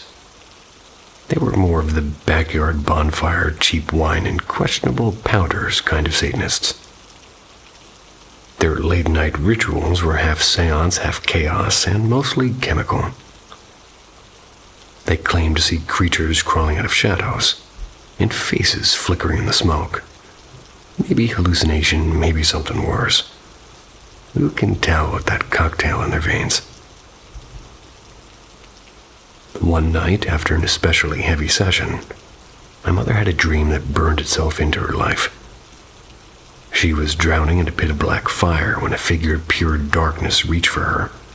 When their hands met, she felt her soul yanked out like a thread from cloth. Beyond death, beyond even nightmare. She woke gasping, convinced that she'd brushed against something eternal and cold. The dream stalked her for years. Even awake, she'd feel a weight in the room, a predator in the corner of her eye. Within weeks, she'd abandoned the rituals. A few years later, I arrived, born in a prison hospital where she'd turned to faith between court dates and steel doors. Brutal. And for a while, the presence faded, until I was 7. That's when the dream returned to her. One last time, and not long after, I began to see him. A tall, featureless silhouette lingering in my closet, behind trees, at the bend of the hallway. Always watching me and always still. It wasn't a great year for me. I'd survived a traumatic incident, and I was stuck with an abusive stepfather, and he had been diagnosed with reactive attachment disorder. I was medicated, lonely and angry. And at first, Mom waved it off as my imagination. Then I gave him a name, Doug. Ridiculous, maybe, but felt right as I got used to his quiet company. I would tell her that Doug whispered to me, or gave me instructions. And soon she said I was hurting her and my sisters. Things I can't remember. CPS showed up and their advice was keep me isolated. So my bedroom became a cell with an alarmed door. I remember crying to Doug in the dark because no one else would listen to me. I remember screaming that I hated her, and at the time I meant it. Eventually, she handed me to my dad, a man I barely knew. And Doug came along. But something shifted. At Dad's place, the blackouts and accusations stopped. Doug stayed silent. A shadow in the corner until one year, around my 13th birthday, he simply left. I chalked it up to trauma and a mother unraveling. Maybe Doug was her excuse. Or my subconscious conjuring a friend out of the loneliness. We eventually reconciled, and she owned up to the abuse and to giving me Doug. But she still swears that he was real. For years, I filed it under family madness until 2018. My sister and I out Doug one evening, and I teased, "Better be careful. Doug might pay you a visit, and she laughed and dared him out loud. And that night she heard slow scratching at her door, and then a guttural growl. She opened it, to nothing. Cat asleep, house quiet. The next morning she called me shaken. I laughed, but the sound got caught in my throat. So that's Doug. Maybe he was trauma in a trench coat. Maybe a shared hallucination. Or maybe in the half-lit world my mother once worshipped, something really did reach out and never quite let go. I still don't know which possibility is worse, honestly.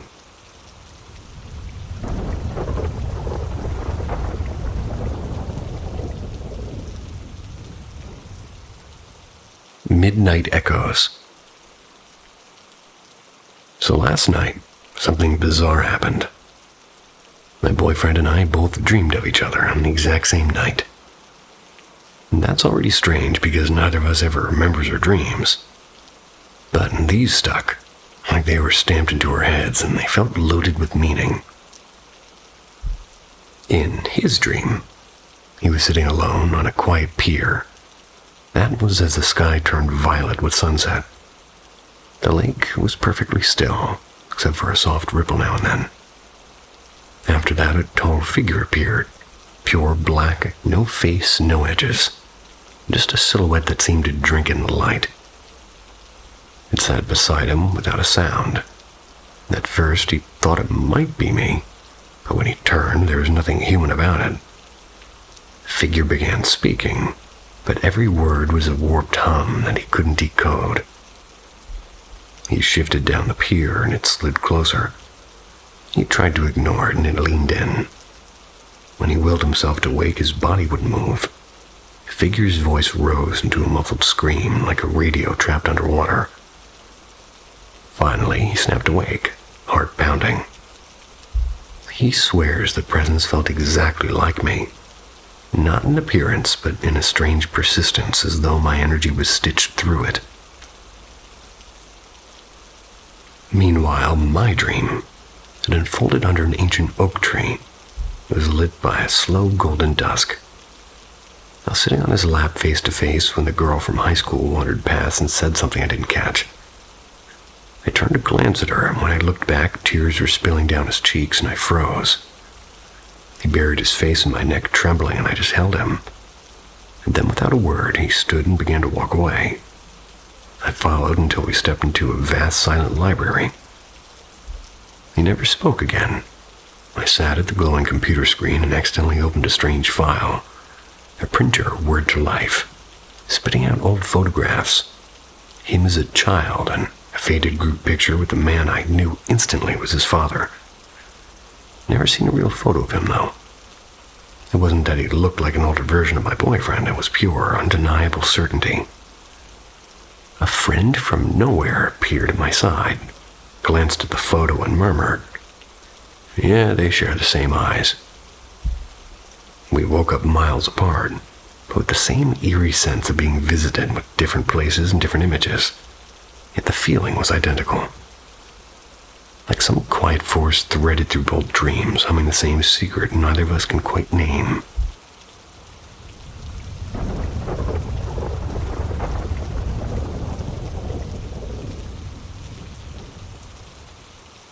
The Soldier on the Stairs.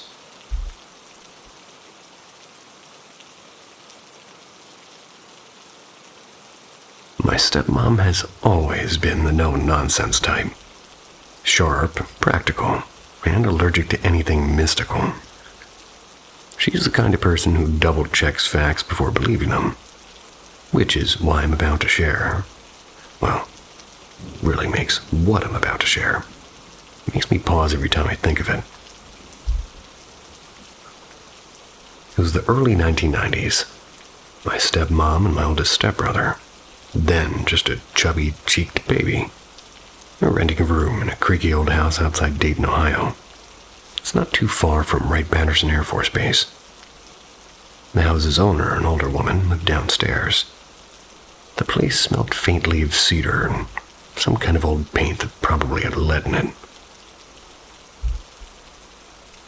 One late afternoon, As the sun was burning down into an orange horizon, my stepmom sat on the warm carpet playing peekaboo with the baby.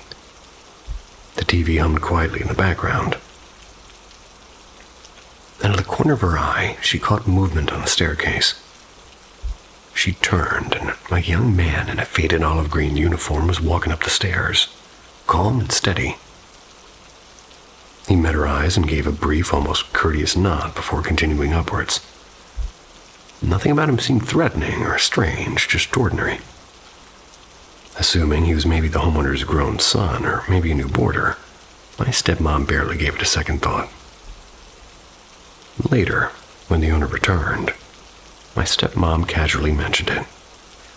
"Oh, your son stepped by earlier and he went upstairs. Maybe he's resting." The woman blinked. My children haven't lived here in decades. And that night, curiosity set in. Together, they dug through local records and family histories, and what surfaced was the kind of story you expect in an old letter, not in your living room. During the First World War, my grandmother once lived in that very house. Her beloved grandson, stationed at the early aviation field that would one day become Wright-Patterson. They were deployed to Europe just weeks after America entered the war. He never came home. Like thousands of others, he simply disappeared into the muddy chaos of the Western Front. Whether the official telegram ever reached his grandmother is lost to time. But neighbors, they whispered that she never believed he was gone. She spent her remaining years waiting for footsteps on that staircase. Eventually, a dusty black and white photo surfaced. The grandmother seated stiffly for the camera, and beside her, the young soldier. It was, my stepmom swears, the very man that she had seen that evening. Why was he still there? Well, my stepmom isn't sure. Maybe he was still searching for the grandmother who never stopped waiting, but maybe in some unexplainable way, he'd paused to watch over the tiny baby gurgling on the carpet that night. Given who she is, measured, skeptical, and incapable of embellishment, there's no reason to think she invented a word of it. And I thought of this story again today, after the quiet passing of an uncle and a week of wrestling with the fear of what waits beyond life. And strangely, remembering that soldier on the stairs makes it easier to breathe. Maybe, just maybe, there's something more than what we can see.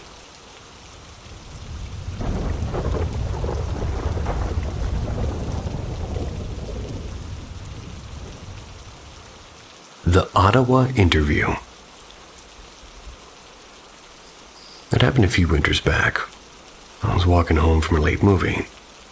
Not exactly an alien abduction story, but the person I met, they felt just off. And for me to call someone weird, well, that's saying something. He was a few paces ahead of me, and we approached a quiet bookstore near the park. I heard him murmur something. I couldn't tell if it was me, or maybe it was just the chilly night air. His stride threw me off. Should I pass him? Should I hang back? We kind of just hovered in that strange in-between where you're not sure if a conversation has started or if you just kind of brushed against someone else's evening. But it did become a conversation. Only our walking positions were strange, almost choreographed. He kept me at an odd angle beside him, like he wanted me exactly there, and I'm no self-defense expert, but I can usually sense when someone's trying to corner me. This wasn't quite that, it was just peculiar. I can't recall every question he asked, but a few stuck. He wanted to know how much I knew about the end of the dinosaurs. I mentioned the Chicxulub crater in Mexico, the impact site scientists believe triggered the mass extinction. And he stopped and he was staring at me like I'd just revealed a classified code. Then he shifted topics. Had I ever heard of the Cold War bunker hidden outside of Ottawa? I had, actually. That answer earned me another long, unreadable look. By the time we'd covered 2 city blocks, he asked me to lower my glasses, and I obliged. He seemed to be studying my pupils as if he were calibrating some private measurement. Then, with the faintest smile, he said, "Goodbye. Perhaps we'll continue next time." Slipped across the street into the dark. And here's the thing, when someone interviews you, doctor, detective, whoever, they never ask questions just to fill silence.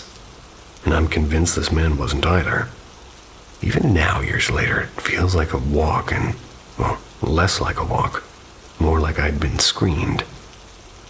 Maybe nothing supernatural happened, but his questions, dinosaurs, government bunkers, that quiet inspection of my eyes, still make the nights kind of feel slightly tilted, as if I brushed against something outside of the ordinary. Well, you sort of did. Some people are weird.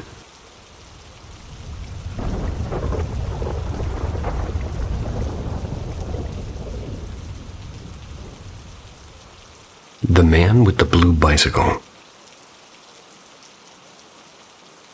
My older brother is about 5 years ahead of me in age. When he was born, something peculiar began to happen.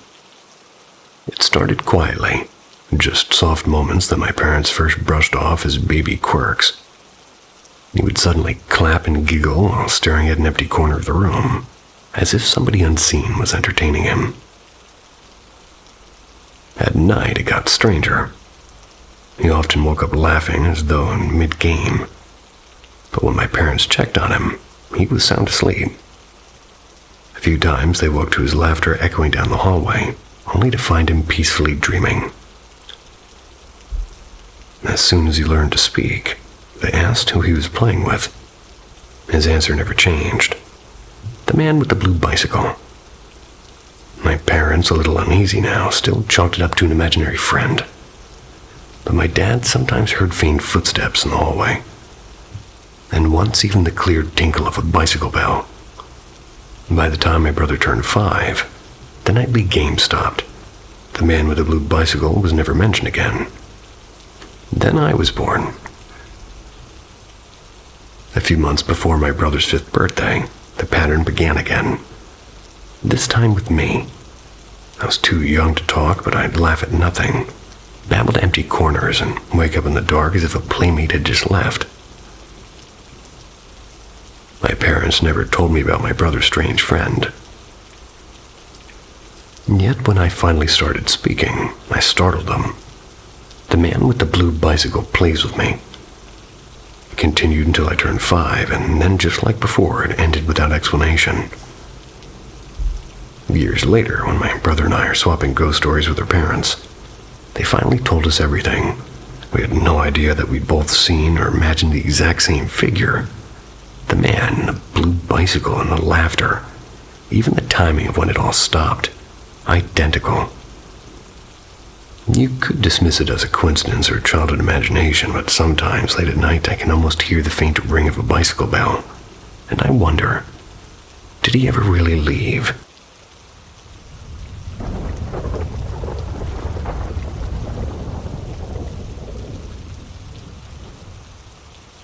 Midnight screams at the crossroads. 2 nights ago, right around that hazy stretch between 2 and 4 a.m., I, a 36-year-old bartender, finally came home after a long shift. My house was quiet, except for the soft shuffle of the kids waking up when I came in, and living with me are my 16-year-old son, my 13-year-old daughter, and my best friend's 13-year-old boy. I just call him my nephew. About 20 minutes after I'd settled in on the couch, earbuds in, music low, I heard something that made my heart skip. A scream, sharp and high, like glass breaking in the dark. Cut right through the music. I yanked the earbuds out and I froze, and there was silence. Everyone else was in bed, and I told myself maybe it was hidden in the song, and I hit play again. But then another scream. This one seemed to echo inside the earbuds themselves. I pulled them out again, and there was nothing, not even a creak from the house. I finally convinced myself the music was messing with me, went back to listening. Uneasy, but too tired to move. I forgot about it until the next evening. My daughter quietly asked if I'd heard the 4 loud screams that came after I got home. 4. I'd only heard 2. She said each one sounded like a young girl and seemed to move closer, starting far down the street and ending near the 3-way crossroads just beyond her yard. By the 4th scream, she said her skin prickled with goosebumps. She prayed until the sound stopped. When I asked my son, he admitted he'd heard a single scream near his bedroom window, and to him, it sounded like an old woman in an argument. And since he was half asleep, he assumed it was a neighbor and just drifted off again. My nephew, asleep in the same room as my daughter, heard nothing. Neither did the neighbors, as far as we know. But what chills me most is the detail my daughter shared that I hadn't told her. The feeling that the sound moved, closing in with every cry. I can't shake the question. If the screams weren't in the music, and not everyone in the house heard them, what exactly moved through the night outside her home? And why did it stop only when somebody prayed?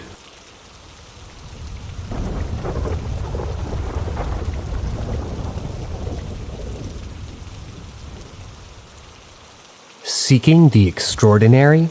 Look no further. Paranormal M is your gateway to a world where reality intertwines with the supernatural. Subscribe now and enable notifications to immerse yourself in the realm of the unexplained. Join us and let the mysteries unfold. I experienced death and woke myself up through my own conscious. Back in December of 2021, I had a lucid dream of me dying. Now, I want to use the term dream lightly because it was too real. The following is a message I sent to my friend just minutes after I woke up. Some things have been edited to hide personal information. I just had the most terrifying quote-unquote dream, and I don't know if I'll be able to sleep again for a while. I was in my bed falling asleep when I started coughing a lot and eventually started to lose consciousness and felt like I was falling asleep. But it felt different. My arms and hands hurt and felt like the muscles in them were being ripped from my skin. After I fell asleep, my soul lifted out of my body, and I could see and feel myself die. I floated above my corpse until the morning, trying to figure out what just happened, because I had no idea what was going on. Then I saw my mom walk into the room, and she tried to wake me up but couldn't. She started crying. There's one simple trick to succeed in this business. Lydia. Then, for the next 7 days, she can't solve, no fire I tried that she waking can't put out, myself including the fire. until my corpse Or that time disappeared. one really big boat got stuck and blocked 1/3 of the world's shipping for I was 6 able days to and go 7 hours. back in Lydia time always to knows experience what's what. things when I was Is that 4, buzzy new tech for and my real? cousins playing 3D video printing, games in my home crypto? country. No! Blockchains, And but then also crypto, I was able to wearables, augmented experience reality, asking my machine learning, girlfriend Internet out of and Things, dating her. decentralized computing, quantum computing, This crypto went back again, and forth with Web3, me trying to NFTs, figure digital out if I pictures had of really monkeys, died, or self-driving if I was vehicles in a every year dream. since 2015, Like I said, the metaverse, generative I was AI, trying to wake predictive my AI, corpse AI up. assistance, AI in general. I, Some as a disruptions are a spirit, real good opportunity. kept appearing Others, on the distraction. small bridge Lydia, as I she looked at knows my the entire difference. life through a vision in the sky. Behind me, There's one looked simple like trick there to was a succeed in building this or a business. church being Lydia. built. There's no And in problem front of she me, can't there was solve, just no fire light. she can't put out, including This the place fire. was Or that probably time one really big purgatory. boat got stuck and blocked 1/3 of After the world's falling shipping for 6 days to and wake 7 up my hours. dead corpse, Lydia always knows failing, what's rather. what. Is that I was buzzy able new to tech call for a friend real? 3D and tell printing, them that I was crypto? dead No! and I was a Blockchain, spirit. but also crypto, wearables, augmented reality, Chose my machine learning, girlfriend Internet and of told Things, her everything decentralized that I had computing, quantum experienced. computing, crypto She again, told me that I'd Web3, been NFTs, dead digital for pictures 4 of days. monkeys, She self-driving doesn't know vehicles what every to year do. since 2015, the tell her metaverse, that generative I AI, didn't think predictive I was AI, dead AI assistance, AI because in I felt general. alive Some as a disruptions spirit, are a real but opportunity. at the same time Others, felt a trapped distraction. and was Lydia, sentient she just knows the and difference. could obviously communicate with her. I had the opportunity to experience There's one things simple that I trick to used to do succeed with in her, this business, like playing Lydia. Mario Brothers There's and no watching problem she movies can't solve, no and fire she kissing. can't put out, including But the I could fire. only see it or through that the time vision one really in big the boat got sky. stuck and blocked 1/3 of the couldn't world shipping for feel 6 it. days and 7 hours. Lydia always knows what's I told what. my girlfriend Is to go that tell my buzzy new friends tech that there for was real? nothing to worry about, 3D and printing, that I was alive, crypto? and No, hopefully could get my body blockchain, but back. also crypto, wearables, augmented No one reality, believed her, machine learning, Internet of and they Things, thought she was decentralized just computing, depressed quantum and going computing, crazy. crypto again, Web3, She talked to my NFTs, mom digital about it. pictures of My monkeys, mom thought she was self-driving onto vehicles something. every year since 2015. I told my girlfriend the to tell my metaverse, mom generative only AI, things that I predictive knew. AI, AI assistants, That's how AI my in mom general. knew we were Some communicating. disruptions are a real opportunity. Others, a couldn't distraction. talk to my mom at Lydia, all, she just But knows I could the just difference. watch my mom and my girlfriend talking through the vision in the sky. After There's a few one more simple days, trick to I had succeed given in up this business, and started telling my Lydia. girlfriend There's how I no wanted problem my she funeral can't to be solve, like, no fire she can't who put I out, wanted there. including the fire. And for or some that time, reason, one really big most boat got importantly, stuck and blocked 1/3 what of I the world wanted shipping to for 6 wear days in and the 7 hours. casket. Lydia always knows I chose what's a what. suit Is similar that to the buzzy one that for my real? grandpa was 3D buried in. printing, crypto? I was No. on the bridge watching the Blockchain, but construction also of the crypto, building, wearables, and I augmented see a reality, timer in the machine learning, sky Internet for of Things, 5 minutes. decentralized computing, quantum computing, I crypto somehow again, fly Web3, up with NFTs, no digital control pictures of and was monkeys, pulled into the self-driving vision. vehicles every year since Everything went 2015, black. the metaverse, I was generative small. AI, predictive I was AI, about AI 12 or assistants, AI in 13 general. again. Some disruptions are a real opportunity. I Others, a spawned in distraction. these apartments Lydia, that my she parents just and I knows the used to live in difference. when we came to town that I lived Some in today. disruptions are a real opportunity. The lights were all Others, off. a distraction. And then I saw Lydia, my mom she on the just living knows room the couch difference. crying. And Some I wake disruptions up to her, are a real and opportunity. she saw me Others, and hugged me. a distraction. I was Lydia, able to feel she again, just knows the difference. But I still felt like I wasn't in my 3D own body. printing, crypto, mom no, explained how blockchain, she's but also happy to crypto, see me, wearables, that she's augmented always reality, believed my machine learning, girlfriend. Internet of Things, I decentralized explained to computing, her what's quantum going on computing. and how I've been trying to wake myself up from death. I asked her where my corpse is, and it didn't look like she wanted to answer, but she said it was in my parents' room. I walked over and saw a pair of jeans and an old t-shirt on the bed. I touched them, thinking that I would be underneath, but I wasn't. My mom came in and told me that those were the clothes that I was in, but when I died. My corpse was actually in the closet. She opened it and walked in. I looked to my right, and I saw a pair of jeans and shoes propped up on a shelf. I felt them, and I was able to feel my legs. I removed and separated the shirts that were hanging in the closet and saw my dead body propped up on a shelf like a puppet. My hair was long, I had chubby cheeks, my eyes were slanted. It looked exactly like me when I was about 12.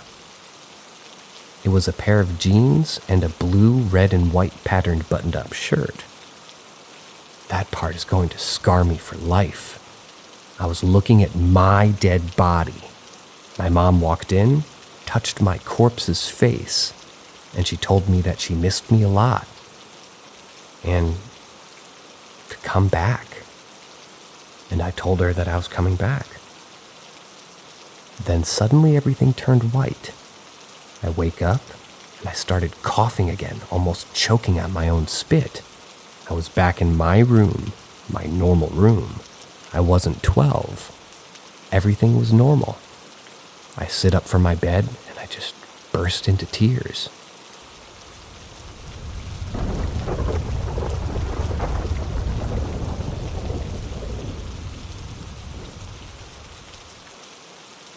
I moved into a new barracks room in the military after I transferred commands.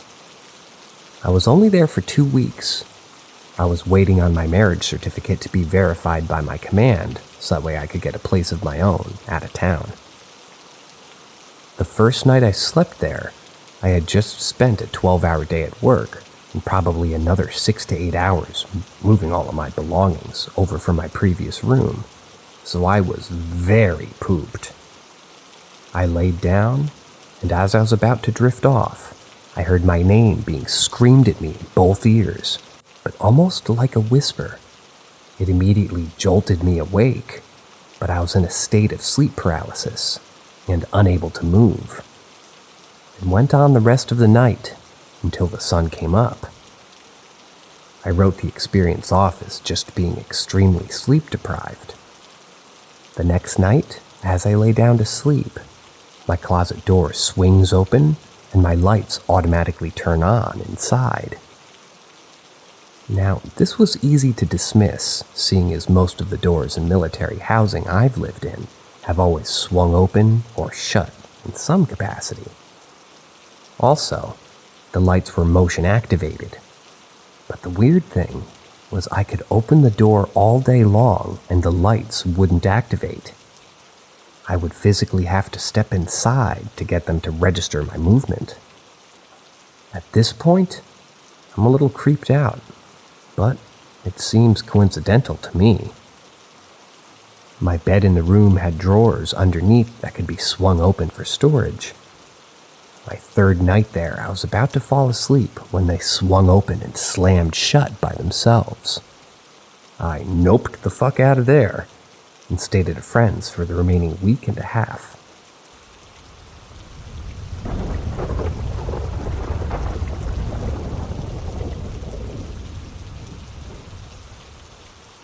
Ask Reddit. This will probably be buried, but I lived in a haunted house in Wyerton, West Virginia. After my divorce, I lived alone with a husky wolf mix in a 3-bedroom house on a hill alone. Working the oil fields were mostly out of the house, no big deal. While on my days off, I started noticing something was off. I would buy 2 packs of cigarettes, get home, put them on the counter. A day later, my second pack would be gone. No big deal, thinking I smoked them. I would run into town and get more. At this point, it became more frequent. I started keeping better track of leaving a tally sheet. In 1 week, 3 packs were unaccounted for. I went back on rotation and 3 packs were laying on my pillow unopened. That was a bit weird, but no big deal, so I wrote it off. Then I noticed laundry missing a few random pairs of jeans that weren't hanging with the rest. Once again, I didn't think much of it. Went to work, came home, they were on the bed. That's where I started getting uneasy. Then the figure showed up. I was sitting in front of the fireplace and heard my dog growl at the kitchen door. I turned and saw someone walking down the hallways when I flicked the light on the doors. They were shut and nobody was in there. I got several webcams before I left for work the next time. Nothing moved in the house, but when I got home, another pack of cigarettes was on my bed. What finally made me break loose was coming home to my furniture rearranged. My webcam showed nothing, and I just left that day.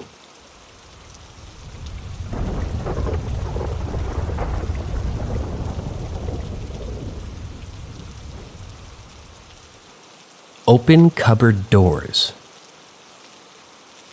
First thing I'll mention is, my family has a long list of priests.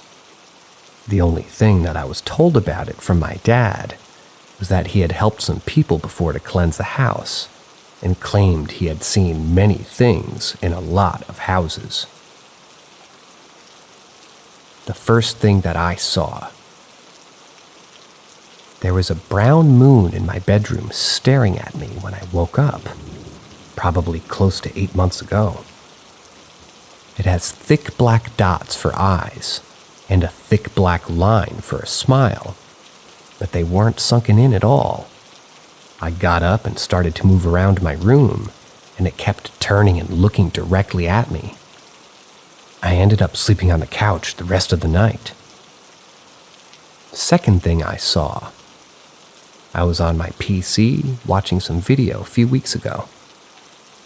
I forget what I was watching, but my door opened, and in the corner of my eye, I saw a 7 to 8 foot tall shadow take 2 steps into the room. Then I thought I heard something say, "Hi," Then I looked directly at it, and it disappeared, but my door was still open from it. When I looked up, what this was in demonology, that is, it's considered a Category 3 shadow person. Last thing I saw, I woke up the other day with every single cupboard door in my kitchen open, so I thought I'd mention everything here since it seems like it's starting to pick up a bit.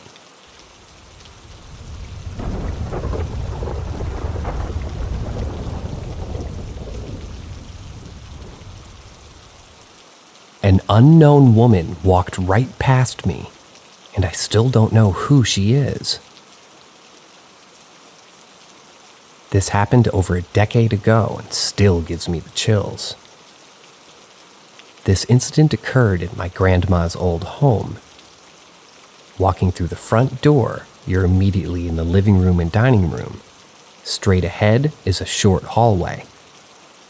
My sister's bedroom to the left, and almost directly across from her bedroom door is the bathroom. Right next to her bedroom would be my grandma's bedroom. This hallway is quite small. You could probably hold both the bedroom door and the bathroom door at once with each hand. So one night, probably around 10:30 or 11 p.m., I'm brushing my teeth with the bathroom door open. My youngest sister, let's call her Amy, was sleeping in the room with my grandmother. My other sister, let's call her Carrie, is laying on the couch in the living room with her headphones on. Couch is faced towards the front door, so if we were to walk toward the couch from the bedrooms, you'd be looking at the back of the couch. Back to the story. I'm brushing my teeth, and I turn around, and at the same time, Amy's walking past the bathroom from my grandmother's room. I follow directly behind her, questioning her on her way. Why is she up? She has school in the morning. She continues walking and sits on the couch. I am now facing the back of the couch, but I can't see over it. I'm 4'7". I'm starting to get annoyed and getting louder. Why are you out here? Go back to bed. You always wake up late, and then you miss your bus. My other sister is laying on the other couch and pulls her headphones down to ask me what I'm doing. I tell her that Amy needs to stop fucking around and go back to bed. Carrie looks confused and tells me no one's here besides us. My heart drops. I walk around the couch and sure enough, no one. The woman or girl who walked past looked exactly like Amy. Slim build, tall with long black hair. I followed this girl. I fucking yelled at her. I am freaked out. I go back to the bathroom to rinse my mouth, and as soon as I turn the faucet, the water comes out black. I scream and turn off the faucet. Carrie runs in and I explain to her that the water is black. She turns on the faucet, and for a quick second the water's black, and then just as sudden flashes came back to clear, we both scream. About a week or two later, Carrie was in the bathroom, and she just starts screaming. I run in, and she's sobbing. I ask her what in the hell is going on, and she just keeps repeating herself. The girl in the mirror wasn't me.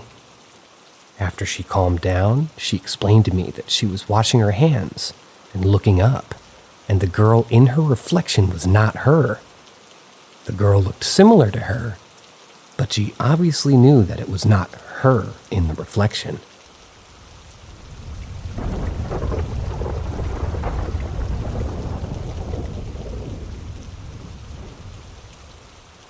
Mother Dearest. I want to preface this by saying that I'm a skeptic, and I have been my whole life. But this event stands out as an unexplained experience that's terrified me for a long time. This is a long story, so bear with me, please. In between my freshman and sophomore year, I moved to a new house. We had 3 bedrooms and 2 bathrooms. The master bedroom belonged to the couple who lived there prior, and the other two belonged to their son and a guest if needed. I got the son's old room. The reason the house was for sale was because the man and his son were looking for a smaller house, as the mother had passed away. From what? I have no idea. The first couple of days to weeks in the house, I had awful headaches. I didn't really think much of it at the time, since migraines are a common thing in my family, especially my mother and myself. The following events took place over the next 2 to 3 years and got worse over time. Some days, I'd come home and take a nap after class, for about 1 or 2 hours usually. On more than a few occasions, I had horrible nightmares, and then one day they stopped, and I would be standing in my room watching myself sleep. My room was exactly how everything was laid out normally. For example, if I put my backpack at the entryway of my door, it was there and I could physically see it. I was just watching myself sleep, which was almost eerie. After a few minutes, I'd see something moving up my bed and feel pressure on my neck. I could feel my chest holding the weight of something heavy. I could feel everything, and I remember vividly being slapped or punched by something. On more than one occasion, I had marks on my neck and arms from where I was choked or scratched or punched. I experienced this until I moved out of the house when I was 21. My only explanation, if it's paranormal, is that the entity I was dealing with was the mother, who passed away in the home years prior to my arrival. Perhaps it was because I was in the son's room and I was unwelcome. No one else to my knowledge had any wild experiences other than the occasional open cabinet or door being ajar.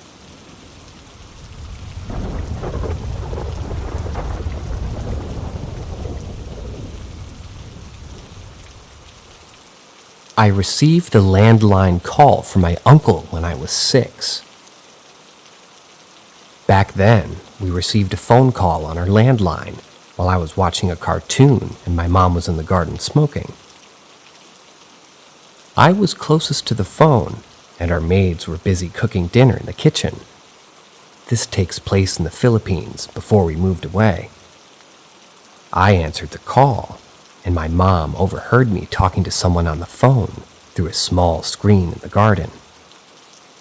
Curious, she came inside to inquire about the caller and intended to take the call from me.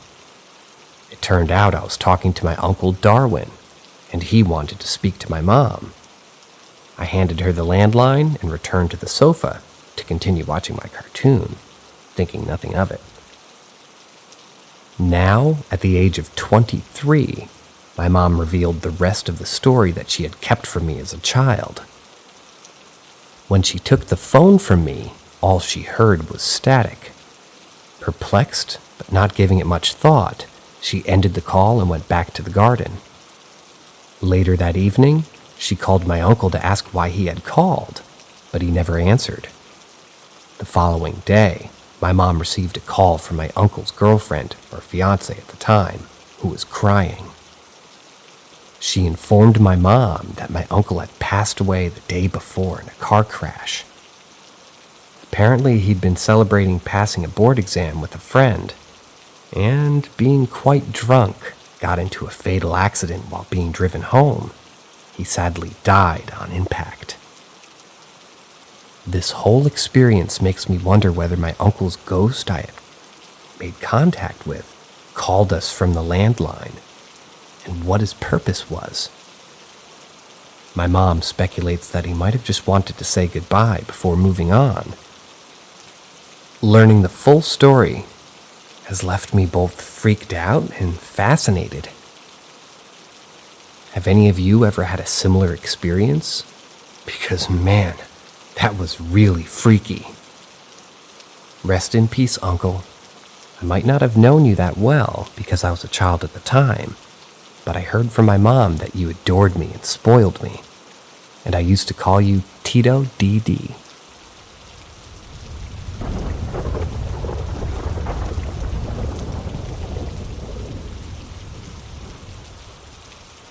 I have a ghost encounter experience I'd like to share. I've had some really interesting paranormal experiences when I was a bit younger. One I really remember is this one house I used to live in. It honestly looked like a perfectly normal suburban home. Like from the outside, you wouldn't be able to tell that there was anything wrong with it. I was around 7 or 8 when I lived there, I believe. I remember it really well because of how scared that house made me. I was horrified of sleeping in my room. There was this one moment that stood out to me the most. It was nighttime, and I was sleeping on the couch. I woke up in the middle of the night because I heard footsteps walking around the couch. It confused me because everyone was in bed and there was no other small children in that house. I was too scared to move to see what it was. My mom said that she heard it too, because she was laying on the couch as well, but she said that she didn't want to scare me. Another experience I had in that house was when I was alone watching some cartoons. It got really uncomfortable in the room. I started to feel anxious. My hair started blowing like there was a gust of wind, but I remembered the heat was on and not the air conditioner, because it was winter. I didn't know where it was coming from. I didn't exactly understand what ghosts were at the time. My mom had worse experiences than me, and I remember that she had heard someone in the house when she was alone with me. She heard it screaming and yelling. She got really frightened and snatched me up and ran out of the house. We slept in the car that night waiting for my mom's boyfriend, an ex now, to come home because she didn't want to be home alone. Now, you don't have to believe this. I'm just sharing my experience and what I remember. I would greatly appreciate some information on what could have been happening, paranormal or not. I just know that house was horrifying to be inside.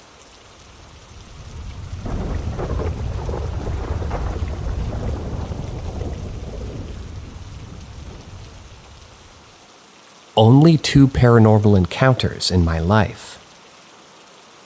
The first one occurred in June of 2006. I was in the 4th grade. I was in the basement where obviously streetlights can't enter. We had a small television set there, and I was watching TV. It was 10 p.m. Suddenly, there was a power cut.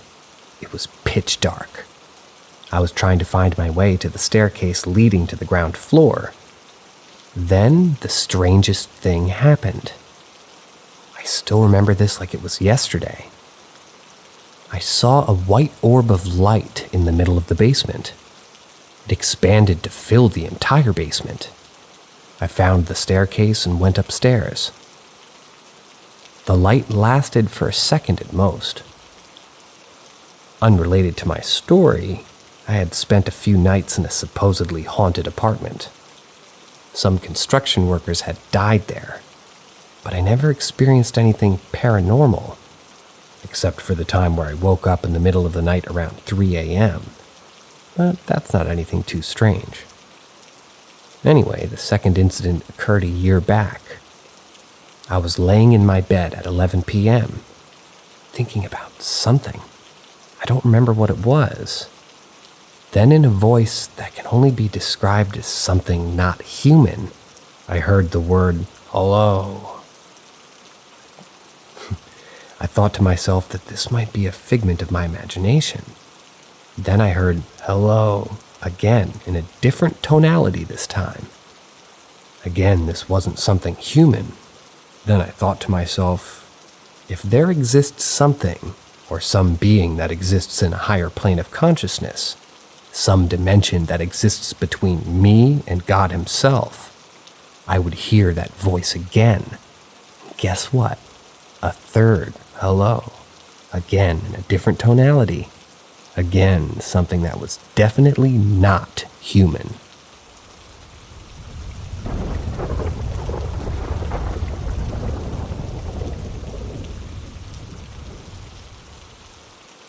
Help me understand how this is possible.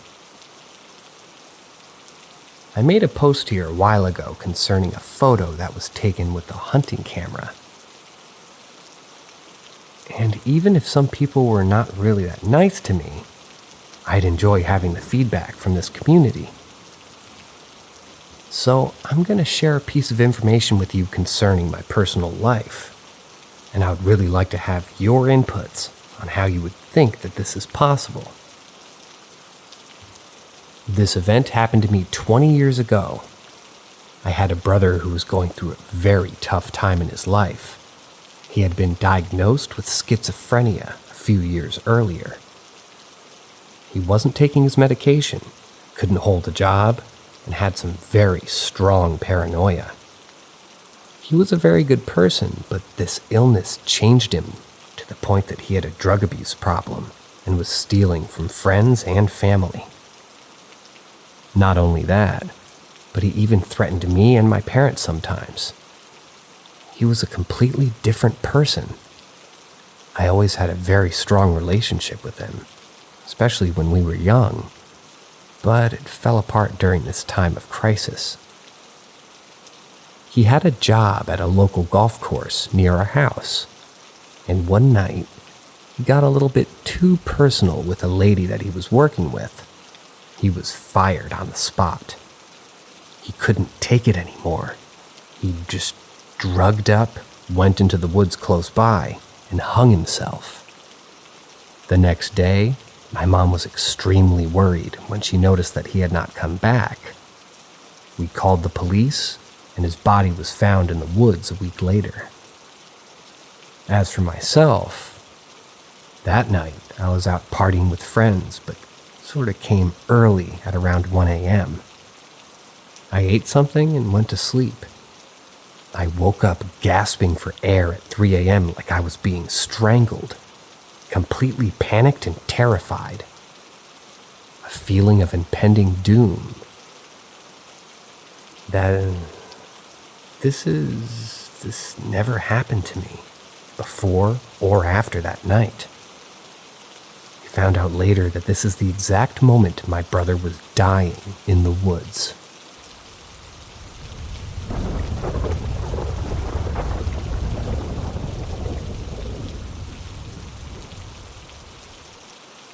I had my first encounter with the paranormal. So where it first started was on a video call where we both talked about the paranormal. My boyfriend showed me his doll and an EMF meter beside it. Here and there were some little spikes on it.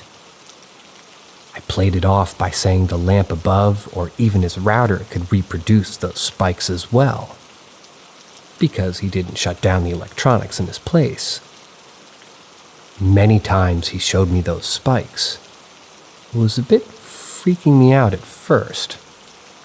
So as soon as I got to his place, I sat down on his bed, and the first thing that came into my mind was, "Where's that doll?" He looked at me and said, "Yeah, it's in my bed." Luckily, it was covered up by clothes. Because of my fear of dolls, he puts the dolls in one of his shirts and puts it into a closet in a different room.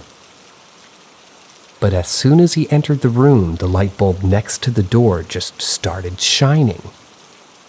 I thought he was trolling, but he told me that the light actually shouldn't work. He switched the light switch on and off to prove it.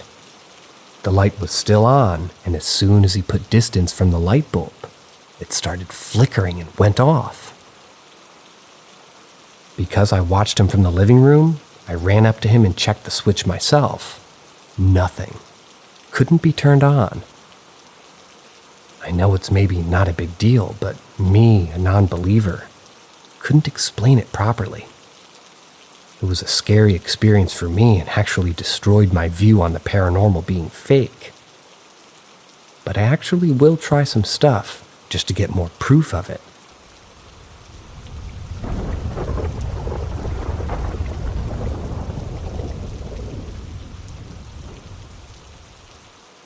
Boyfriend's ghosts doesn't like me. I need help. My boyfriend's house is haunted, but I'm unsure if it's an evil spirit or a good one. His sister and mom have told me about encounters that have happened. Hearing footsteps, seeing shadows, feelings of being watched. His sister's also encountered strange things in his house after doing a Ouija board. A black shadow walking closer to her as she tried to sleep, and a black mass forming in the corner of her mom's bedroom, which she dreamt about, but her mom saw as she was awake. However, she did do the Ouija board in a different house.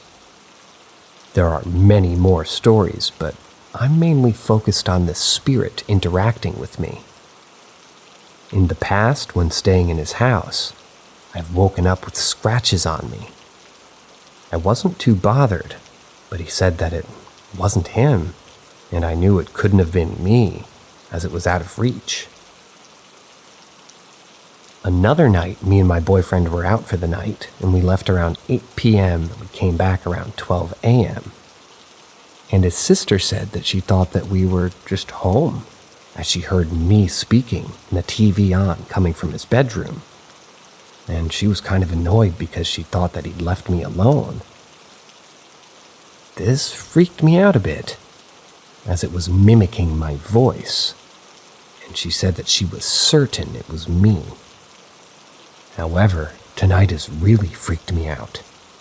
Earlier, I fell asleep while my boyfriend played Xbox, and I woke up to him scratching my back really hard. I was facing away from him. So I turned around and said something like, "Can you stop scratching my back so hard?" To see him sitting at the side of his bed, I could see his arm was like on my back, and he was facing towards me, but his body was facing towards his TV.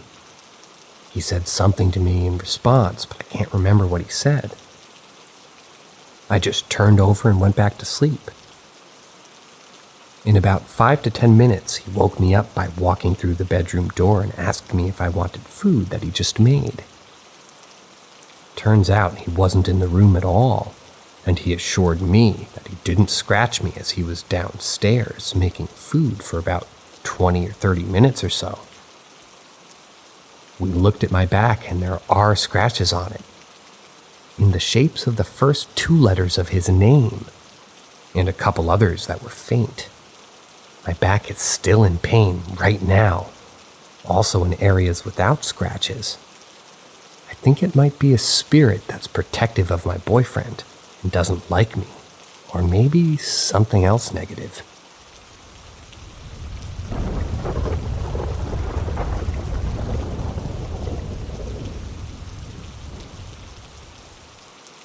Anyone else encounter Orange Man? So this happened to me many years ago.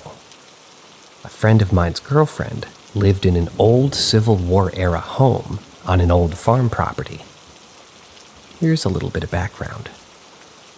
They repeatedly talked about my girlfriend's horrible experiences with her mother and her boyfriend. The mom was absolutely fucked up. She would beat the girlfriend. Super violent, a lot. She seemed to me to be unstable. Supposedly, the property was adjacent to what was suspected to have an Indian graveyard.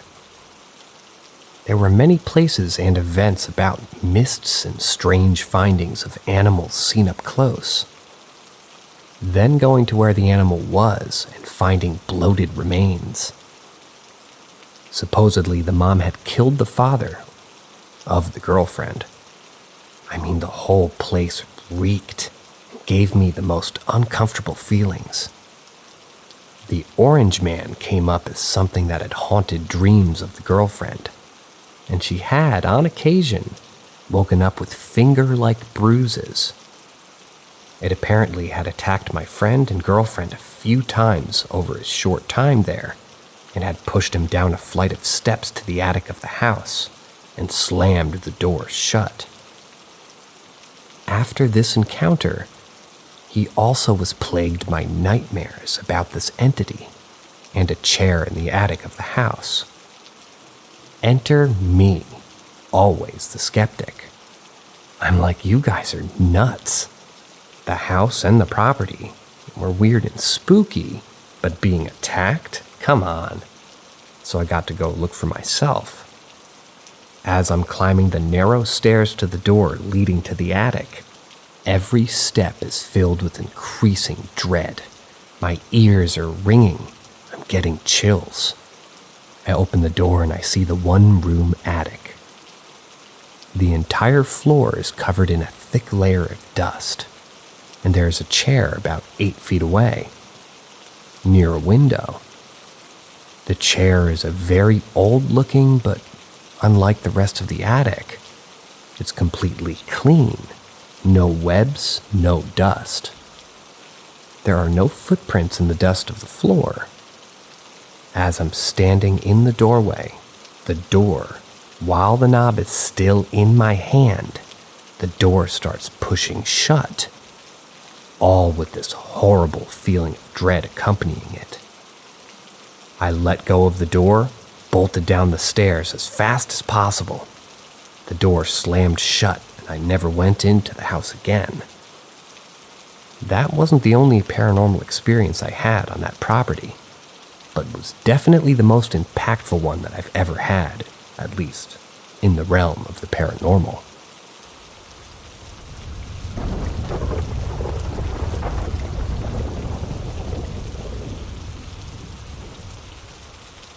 Singapore checking in. The older generation, the baby boomers and the Gen X, generally are more superstitious, and the Chinese community here still follows the quote-unquote hungry ghost festival. Every 7th month of the lunar, which is the Chinese calendar, for a whole month, people burn incense papers for the dead, hold huge performances for them, with the front row seats empty for these spirits, and generally become more wary about going home late, because it's rumored that during this month, the gates of hell open and the spirits are free to roam. Otherwise, though, the majority of Singaporeans do not follow superstitious rites in most areas of their lives. We don't have bamos or spirit doctors, and mostly do not trust the word of palm or tarot readers. The younger generation is even less superstitious and prefer to reject our parents' notions and superstitions. What is interesting, though, is how the government deals with this. Singapore is as secular as it gets, but the Singapore Armed Forces, SAF, the crest is rumored to have been preyed on by all the major religions, and is therefore safe from the occult. The crest is also present on most SAF shirts, so that it's said to protect us, as many army camps in Singapore are rumored to be haunted by the remnants of World War II. Our late Prime Minister, Mr. Lee Kuan Yew, did not officially have a religion, but it is said that he always consulted a priest before all major national decisions, and followed the priest's advice.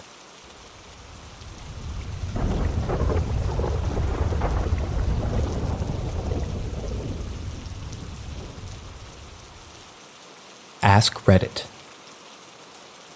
I wasn't in a city or anything like that. I was in a very lucid fucking dream. But it didn't feel like it for almost all of it, till after I woke up. So I was in this vivid city. I remember everything, how it felt, smelled, and I remember some of the faces still. It was beautiful as ever. So I was walking into a bar, tired as shit. I go sit and order a beer, and what seems like waiting an eternity, but when I get it, something seems strange. The man next to me was humming a familiar tune, and was a song that I sort of used to love.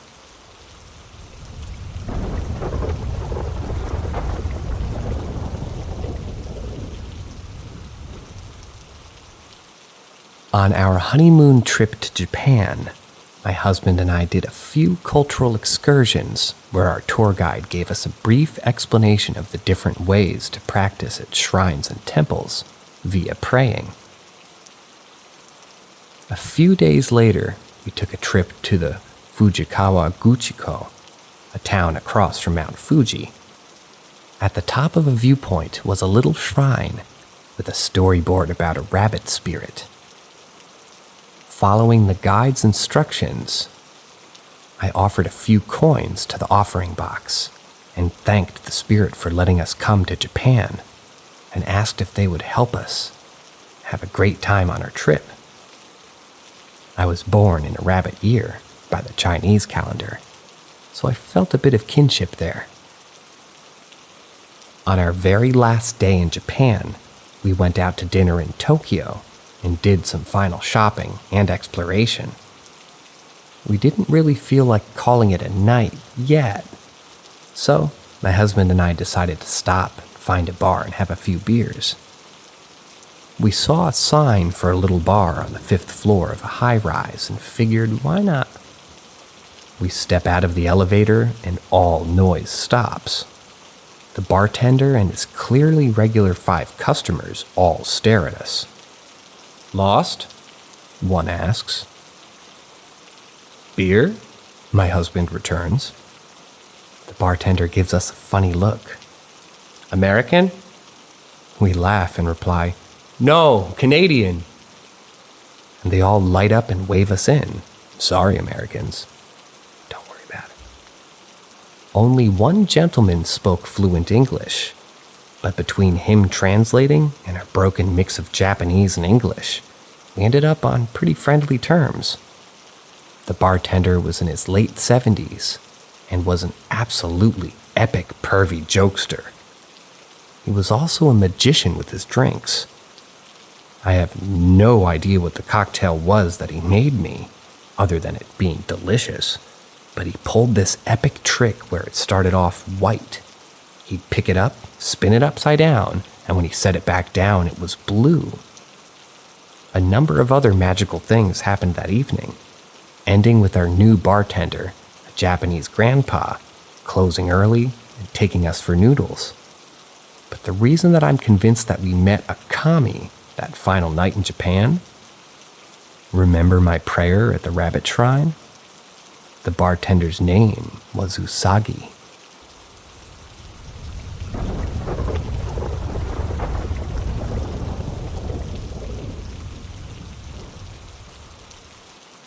The Pink Lady. Ask Reddit. I call her that because she always wore bright pink and her skin was also very pink. I used to drive to a park that was near me, run around it for about an hour, and then drive home. One year on the hottest day of the year, I saw this woman who was somewhat overweight, and I'd never seen her before. I remember thinking that on a 98-degree day, what a terrible day to start going out for walks or jogs or whatever. I saw her from a bit of a distance, but I could see that her mouth was wide open. Her walk was a very fast-paced shuffle, like a person running with their pants around their ankles. I saw her a few more times over the coming weeks, always in pink, always with her mouth open, always shuffling, and always from a distance because the park path had many splits and turns and such.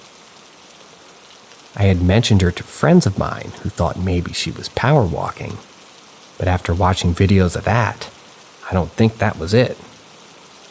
Anyway, one day I was running the opposite direction from her, and our paths were going to cross. As I got closer to her, I said good afternoon and waved. As I was saying this, I noticed that her eyes were very dark brown, and it was very hard to distinguish the iris from the pupil. She stopped dead in her tracks, stared into my eyes, and smiled at me. And by that, I mean her mouth very jerkily, like something out of a horror movie, went from an O to be a frown to completely straight to a smile, then back again. It was creepy as fuck. As I was leaving the park that day, I saw her sitting on a bench and staring at me as I drove away. Never saw her again.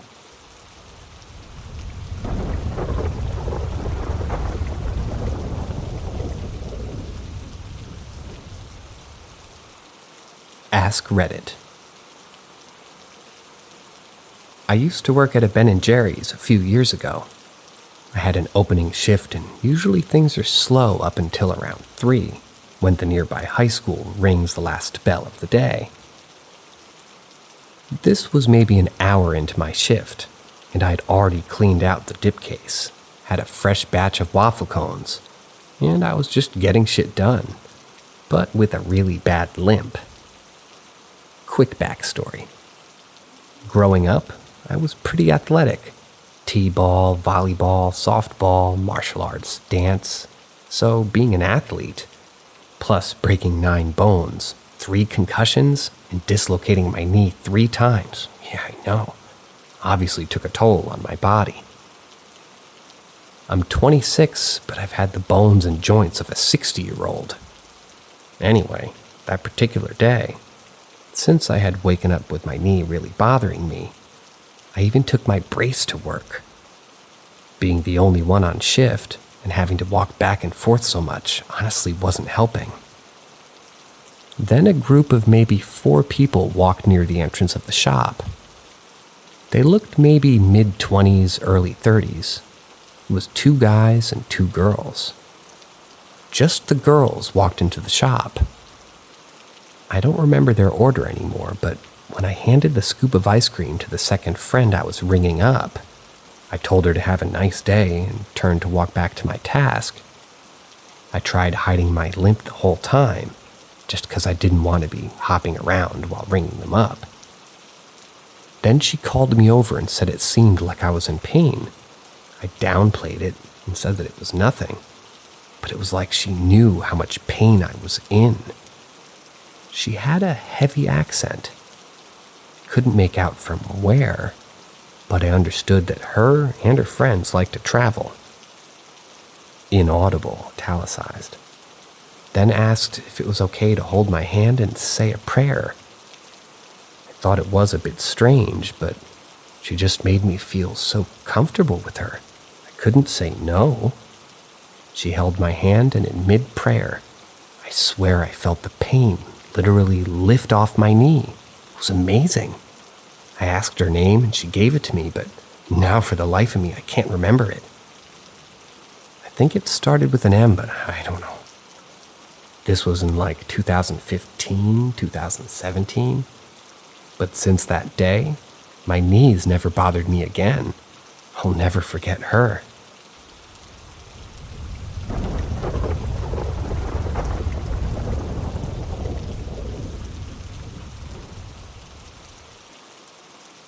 Ask Reddit. Back in 1997, I was aged 8. I shared a room with my younger brother who was 4 at the time. We used to have our grandparents over for dinner most nights, and it wasn't uncommon for them to stay long after we had gone to bed. They would come and kiss us goodbye in bed when they were about to leave.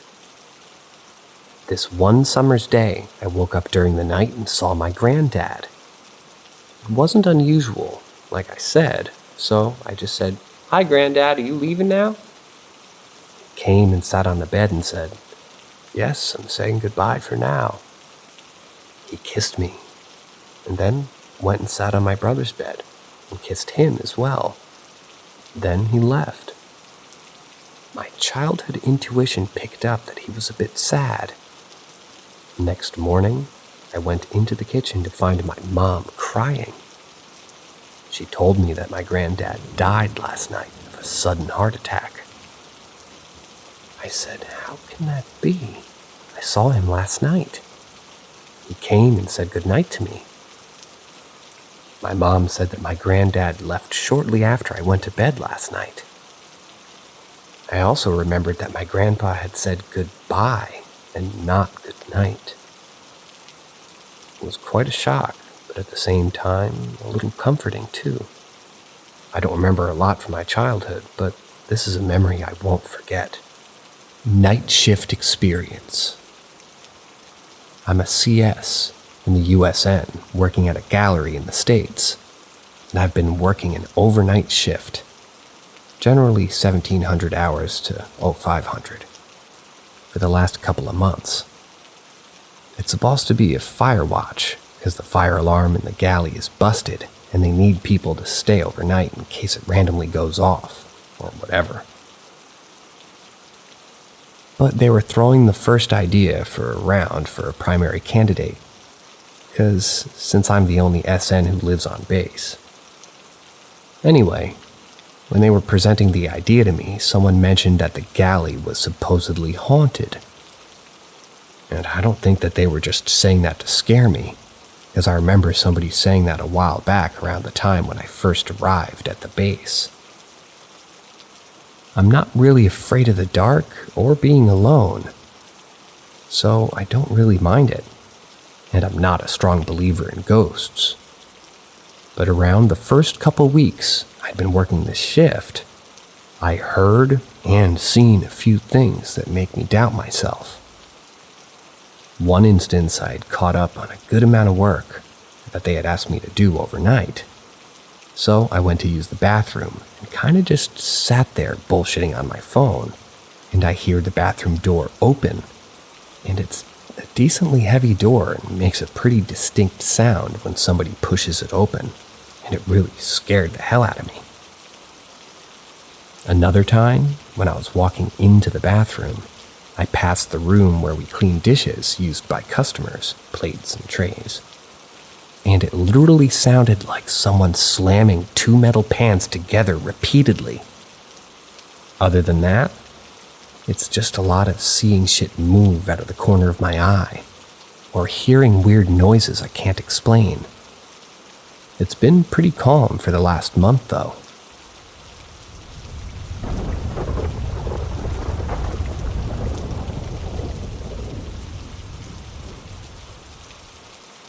Who or what did my mom see?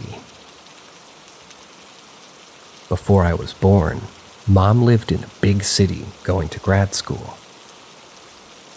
This entailed late nights at the lab, or having a meal or study session after class with friends, which meant even later nights trying to get home on the subway.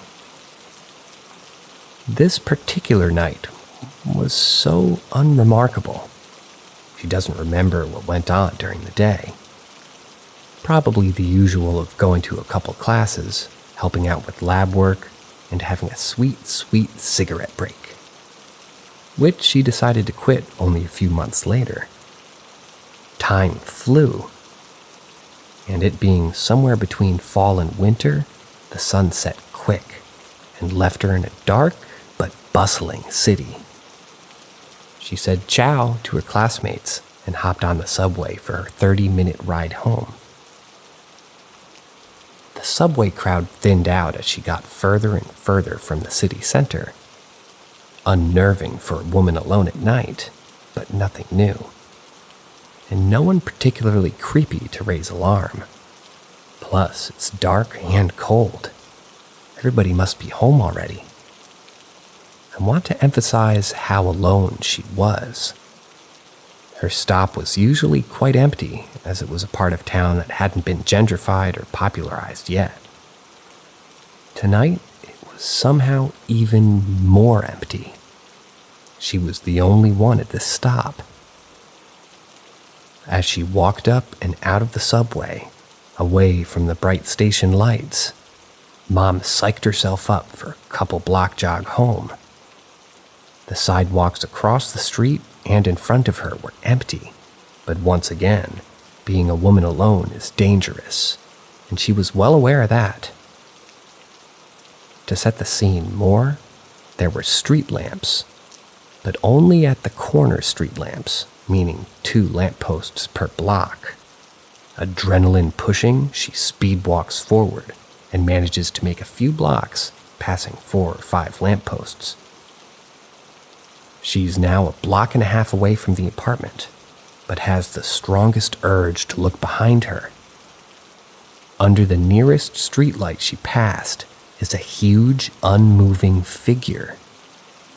What she thinks is a tall man.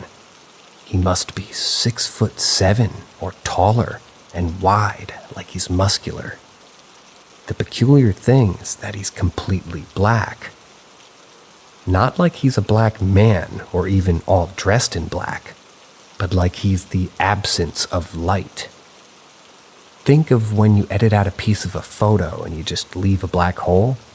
Like that. Or if you've seen people paint an object with that blackest black paint. I think that's called Vanta Black. It looks like that. Not to mention, this thing is completely silent. It seemed to appear instead of walking under the light. The strangest thing about all of this was that my mom wasn't afraid. Instead, she was taken over by a sense of calm, like the presence was protecting her from being alone in such a dark place. She finished her walk home, stepped inside before reality came crashing down on her, and she freaked out about what she had seen. She says that she thinks it was some sort of guardian angel protecting her, especially since she lived in a pretty sketchy area at that time. The overwhelming calm that it made her feel made her believe it was a kind presence. I'm inclined to believe her, but if this story or being sounds familiar to you, please tell me what you think she saw.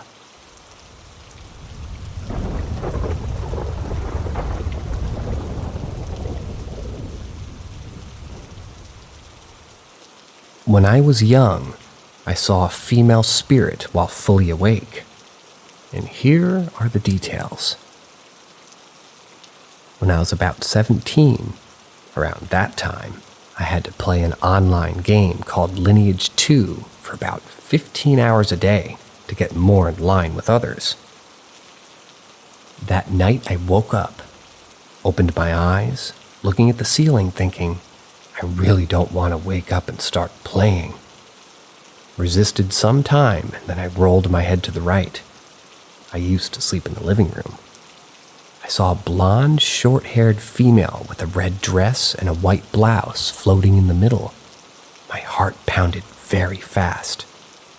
My vision went like an old TV without a signal. Not by fear, as I had no fear to that kind of thing.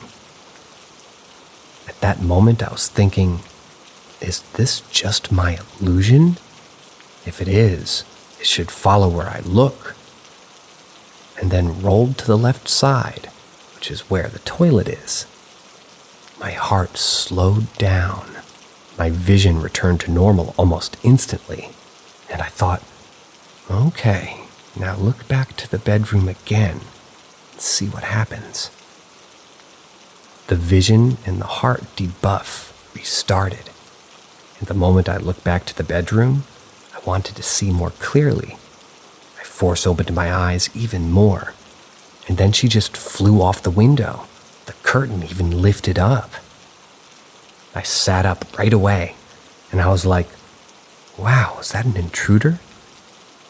I walked to check the windows and realized there were no windows open. I was thinking for days on that matter. And then I remember what I've done to possibly trigger this to happen. In Macau, there is one day or days that Chinese people tend to burn or throw yellowish paper to the ground for the dead. And I stepped on one of those papers. My friend even said, "Oh, you stepped on a paper." And I was like, it doesn't scare me. Maybe that was a mistake.